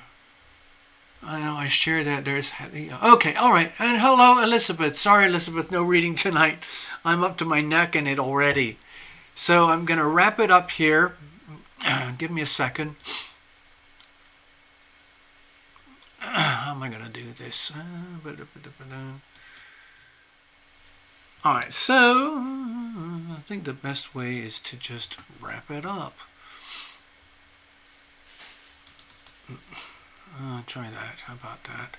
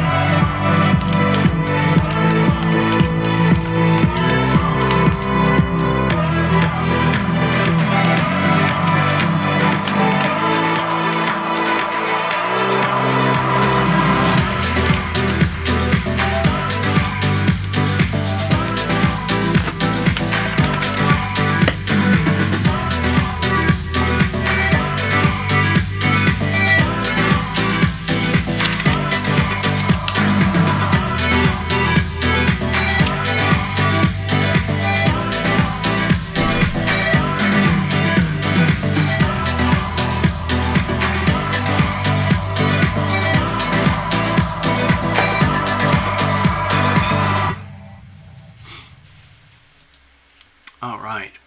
So now we're going to move on. Karen. Hello, Karen.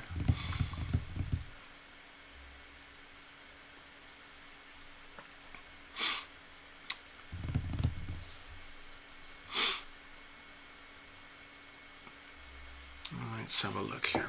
All right.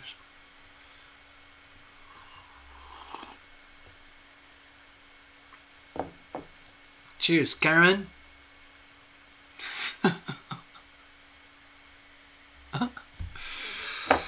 Oh, goodness. Oh, where was that, Moran?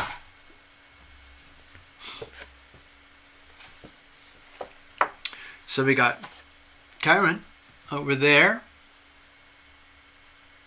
at the south end of the North Island. Maria is over here in Moscow. Necessary is over here. Esther is up there. Heather's over here.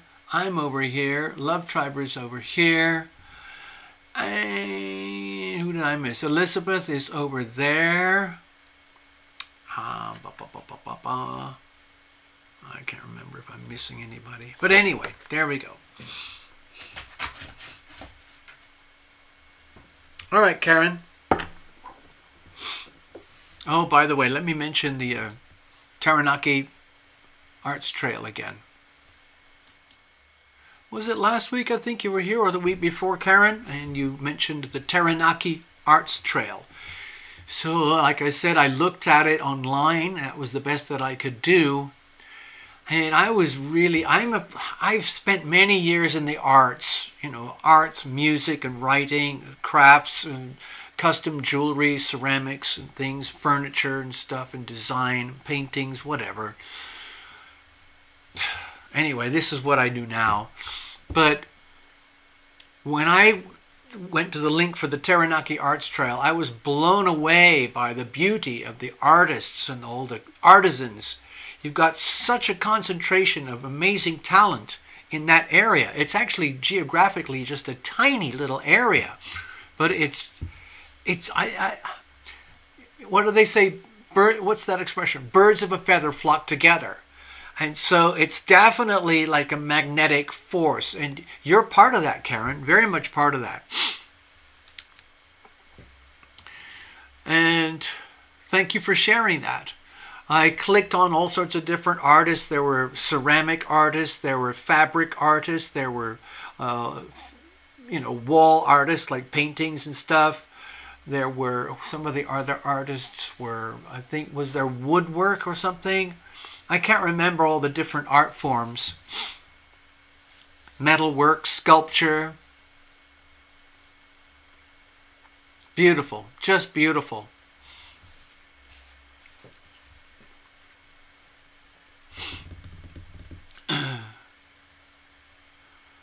Oh, I know it. You just said you started collecting art from the local artists to display in your studio. That works. That really, really works. I'm just going to say this online right now. This is going back about 25 years ago, I used to manage an art gallery. And it went through different iterations, but one of the things I loved about it is that it was like a magnet for artists. And so myself and the owner, manager, and a couple of us, we started, I sort of like curating different artists and artisans and craftspeople to have their art, to have their work in the store, in the shop. And it was beautiful. So just imagine, Karen, imagine a little piece of work from every one of those artists on your Taranaki Arts Trail, all inside one shop, like a little sampler for each thing. Sounds like that's what you're doing. Anyway, let's get on. Let's see, what kind of messages do we have here tonight for Karen over there in beautiful New Zealand? We're coming into winter over here, and Karen's coming into summer over there.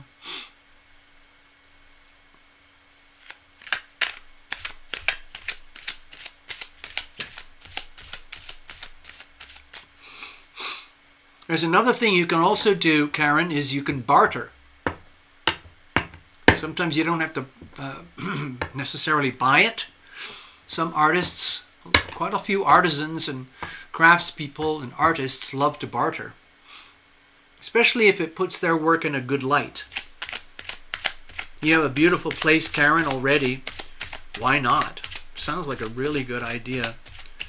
Cards are well shuffled. I'm going to go for a little bit longer because I want to feel very secure. Okay, we're going to go back to the simple TarotLumination situational spread. What kind of story, what kind of messages, really? It's a message more than anything. What do we have for Karen Clark here tonight over in New Zealand?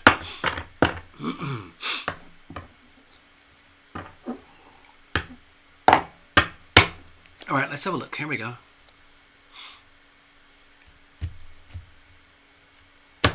I'm really going to cut it up in an extreme way. It's deliberate. When I do that, I try to get the cut in the deck to go like a real precise thing to a really specific issue. All right, here we go. Here's the situation. Here's the challenges. Here's how we're going to handle things, okay? And let's have a look at external influences. Now, Karen, I can't remember what time you got here, but I did a whole monologue that went on for hours all about this stuff early in the video, of course. You know, I talked about the world, I talked about presidents and elections and wars and global finance, and especially the cusps here. When I talk about the cusp, we're talking about the delineation between one sign and the next sign, because it's always going around this way, and except when it retrogrades, okay? But anyway, tonight, right now, we've got Mars and the Sun on the cusp of Scorpio to Sagittarius, but it's mostly actually just in Sagittarius. We've got Pluto in Capricorn on the cusp to Aquarius. We got Saturn that was on the cusp of Aquarius now into Pisces. And now we've got the Moon that was in Taurus now in Gemini, all right on the cusp. So that's a lot of switcheroo type of energy. It's happening live right now in real time. It's affecting everybody, of course, whether you like it or know it or not. So I'm factoring that into the external energy here. So with the Four of Pentacles, my feeling is that, to me, this is a powerful card of structure, of building, of creating long-term wealth and security against all odds, on the understanding that the world around you is a very fickle, unstable place, and that for you to endure the long term, it's very necessary that however anyone else thinks about it or feels about it, it's very, very important that you protect your money, your privacy, your personal self, as well as you possibly can. Think long term. Think about ways to grow. Like it could be like incremental things, like every day adding and doing something of value which is going to increase the, let's say, the stability, the structure of your life, your world, your home, your castle.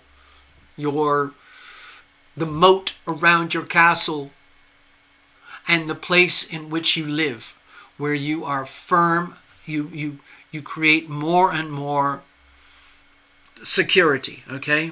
Because as we go through all of this, there's tremendous amounts of instability happening, especially in the material global financial system, and it's affecting everybody, whether we like it or know it or not. For example, in America, a lot of people are starting to notice inflation. And, the price of gasoline going up, food up. Realistically, it's about 30%, which is shocking. It doesn't have to be, but it is. It is that way because there are people at the very top of the pile who benefit from that system. Anyway, so with the Four of Pentacles, let's just say, if New Zealand in general is starting to feel the same pinch that everyone else is feeling, please take it seriously. This is the worst possible time to go out on lavish spending, more credit cards, more borrowing, trying to get a better, fancier house, a bigger, flashier car, anything like that. With the Four of Pentacles here, it's very, very important to be very, very, very meticulous, tight, judicious, careful with your finances. As little debt as possible. And concentrate efforts on consolidating, saving, conserving whatever energy and talent and gifts and resources and money that you have. It's very, very important right now for the long term. You don't want to be a victim. All that stuff that's happening, all that inflation and interest rates, you can't control it, so you have to figure out how you're going to navigate through it. Very, very important. Okay, what's the situation right now? Oh, we got the Ace of Cups again. Freaky, man. So, again, this is a card of sacred opportunity. So what does that look like? Maybe something is happening in the home, in the family, in your own world, in your own way. This doesn't have to be huge or big. Even though it's a massive card of sacred opportunity, it can be something very, very, very teeny, like a little tiny seed. Little tiny seed, sowing the seeds of love, okay? Tiny, something tiny is amazing happening here. It might be very much something to do with what you said about your gallery, because it's a very loving, beautiful thing to put up the work of other artists in your studio, because it would be so easy for you to think of them as competitors. But when you celebrate other artists and shine your light on them, that will resonate. And that will grow the seed from there to there. And so on and so on. That might be happening with you in your life, in your world, in your family as well. If you are in a particular phase right now, Karen, where for some reason or other, you are, I would say it's in a very, very subtle way, you are really tuning in to what this means. To be a transceiver, to be a recipient of the healing power of love, where you actually act as an instrument of the healing power of love. In other words, like, I'm going to try to do some acting here, okay? Remember, I've been in all sorts of movies, and I've been an actor. And I'm a member of the Screen Actors Guild, even though I'm actually, what do they call it, absent.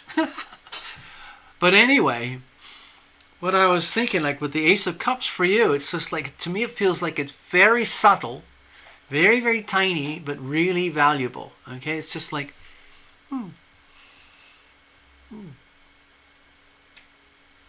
You know, have you ever seen that in a little animal or a child or something like that, where after you have, let's say, been loving towards them, they start to realize that they're kind of awesome in themselves, and they start to glow, like, Imagine I'm a little child and I start to realize like, well, I'm kind of awesome. Like, I must have been doing things that are good because it's like, it's beautiful. Love breeds love. Oh, I just thought of that. Oh, love breeds love. Oh my God, that's weird. Be loving, be loved. Oh my God, that's so cool. Is that real? Is that real? Be loving, be loved? Wow. That's what I'm sensing here. It's like the germination. It's like the early stages of some kind of new chapter in your life, Karen, where you've kind of grown out of all sorts of things. Whatever. I don't know what it is. Families, relationships, relatives, situations, attitudes, beliefs. But it makes me feel like you've grown out of all sorts of things that were sort of either stale, old, or redundant, or just like didn't make any sense anymore, and you're starting to get a glimpse of like, there's a whole other way to live. It feels like I've got the seed inside of me, and it must have been there all along, and now it's starting to show. Like, wow, this is so cool. Oh, it's very, very cool. It's like you can look at your whole world from a new perspective. Wow. It's so easy to sink deeper and deeper into the quicksand, the quagmire, the black hole of redundancy in relationships. And then when you realize, like, I don't have to do that. I don't want to do it. I don't need to do it. I can just kind of go, I can focus on me, make myself my most awesome sovereign self. And I can be an instrument of the healing power of love. I can receive the healing power of love. I can own it. Now that I own it, I can be loving. Because I've got it. I own it. I am loving. I am loved. Oh, this is so cool. I am loving. I am loved. Oh, it's a secret formula. Oh my God. Why didn't anybody tell me? It's that simple. Well, simple is not easy. You already know all of this, Karen. None of this is new to you, but it's just like a reminder, okay? So, that's what I'm sensing here. It looks really strong. It looks really good, really wholesome. And it feels to me like it's been there all along. And now you're just kind of getting into the groove. It's about time. Now, what are the problems here? What's the challenges? Well, there's always challenges. You've got the Seven of Wands. So you may feel as though like, oh, God damn, I'm still surrounded by the same old stuff over and over and over again. I'm always having to deal with so-and-so and their problems, so-and-so and their problems, so-and-so and theirs, me with some of my own problems, my nearest and dearest with them, all of these. I'm just sick of it. I'm sick of it, and it's never ending. On the other hand, I've just remembered I'm actually above all that. That's interesting. This is still there, and yes, theoretically it can hurt, and sometimes it does hurt, and it will continue to hurt, but that doesn't have to mean that I end up in the sewer or as roadkill or a piece of discarded garbage because of someone else's malice or misintention. I got this. Ha, ha, ha, ha, ha. And so that's like kind of like an awakening. Yeah, this still hurts. Yeah, this is still a pain, but you're above it. All right, Karen? Let's have a look. So how are we going to deal with this? Because this is really kind of cool. So it makes me feel like when I'm looking at these together is that you're very, very, very spiritually, deeply tuned into your situation. You kind of know exactly what's going on. But you're not used to seeing it from this perspective where you're actually above it, where you don't have to take it all personally, all the pain, all the anguish, all the stress that's around you, because it's mostly from other people and their own unresolved issues. And because you have all this, it's very easy for them to be attracted to you as a dumping ground, as a sewer drain, as a dumpster, like as a trash bin for all their junk, unresolved garbage. But the beauty of this thing is that it's infinite. This is an infinite source, infinite healing power of love. Like it's almost like you're Teflon. You're like, now that you realize that, oh my God, I don't have to take all this shit personally anymore. I can just look at them and go and smile and go, I know you're hurting. I know you're confused. I know you're suffering. I know you're dumping all your shit on me. I wish you didn't. I wish you didn't have to, or if you have to. It's just like, but on the, you know, I don't know how else to help you, but I'll do what I can because I've got to mind my own business. I got to take care of myself because how am I supposed to put up with you if I don't take care of me? Okay? So, at the foundation here, remember, it's very, very important that you consolidate your physical material world. But coming from this perspective, that's beautiful. And you don't have to be so much at the mercy of other people's doo-doo so that you're constantly feeling like you're a piece of roadkill every other day. So how are we going to go forward with that so that actually happens? So with the Devil card here, I'm linking this directly to the Libra South Node energy, where it's very, very important to realize that this is by choice, okay? These chains here, I don't know if you can see them. Let's see if I can get it to show here. Oh, come on, little camera. Come on, little camera, you can do it. Oh, it's not working. Sometimes you could call this the chains of love. Okay? Sometimes we deliberately bind ourselves and chain ourselves to other people because we don't know anything else.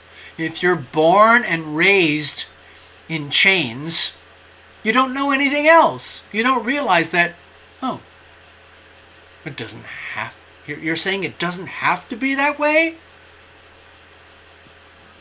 And with the Devil card here, it's an indication that like, I fooled them. They think there's no escape. It's ridiculous. Look at them all squirming in their pain and suffering. It's hilarious. It's like watching a ridiculous, super dysfunctional Netflix show where everybody's hating on each other. Drama, drama, drama. Like a soap opera. It doesn't have to be that way. Both parties can quite calmly remove the shackles and be their own sovereign selves. You don't have to live in shackles.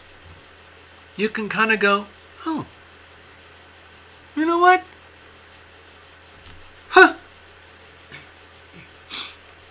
I, Karen Clark, release myself from the shackles of certain relationships with certain people. By the shackles, I mean the things that are no longer functional. It doesn't mean you don't have a relationship with them anymore. It just means the nature of the relationship changes, where you still exist, they still exist, but you are free, and you, by deliberately liberating yourself, you are showing them that they can liberate themselves. They don't have to be shackled to you. You don't have to be shackled to them. That, so in this position here, this card in this position,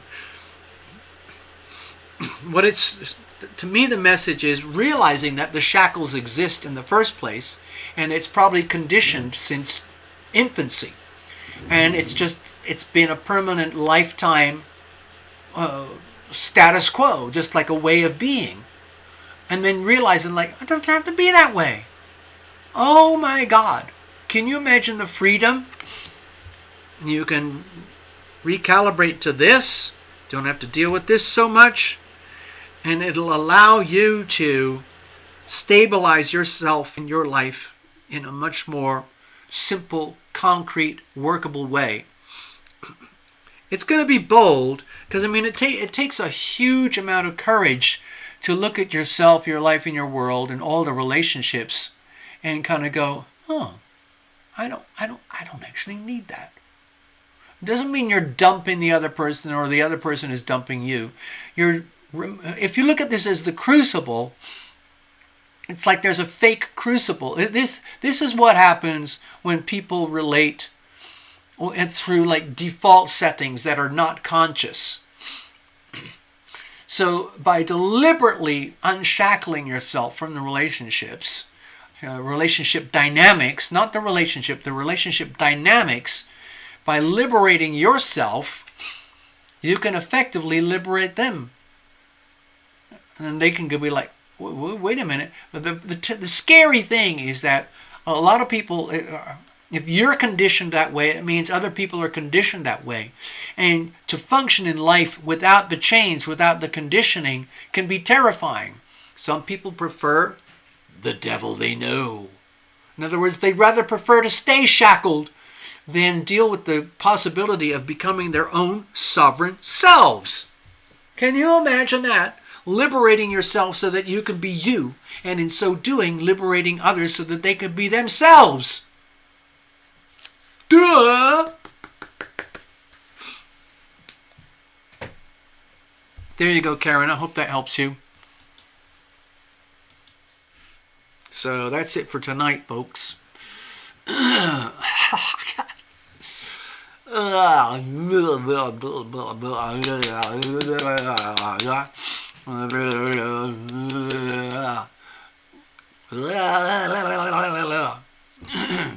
That is very advanced yoga self-healing, by the way. Thank you very much for your kind donations and for hanging out, everybody. It's been a pleasure to read for you. I hope you got something out of this. I'm going to get out of here really quickly, say goodnight to everybody, and we'll see you next Sunday. Tina, everybody else, newbies, all of that. Sorry I couldn't get all the readings done that I would like to. It's just that I have to preserve myself. I got to keep going. So I'm going to wrap out here. And love, love, love.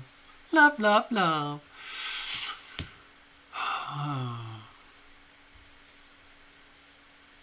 How am I going to do this? I'm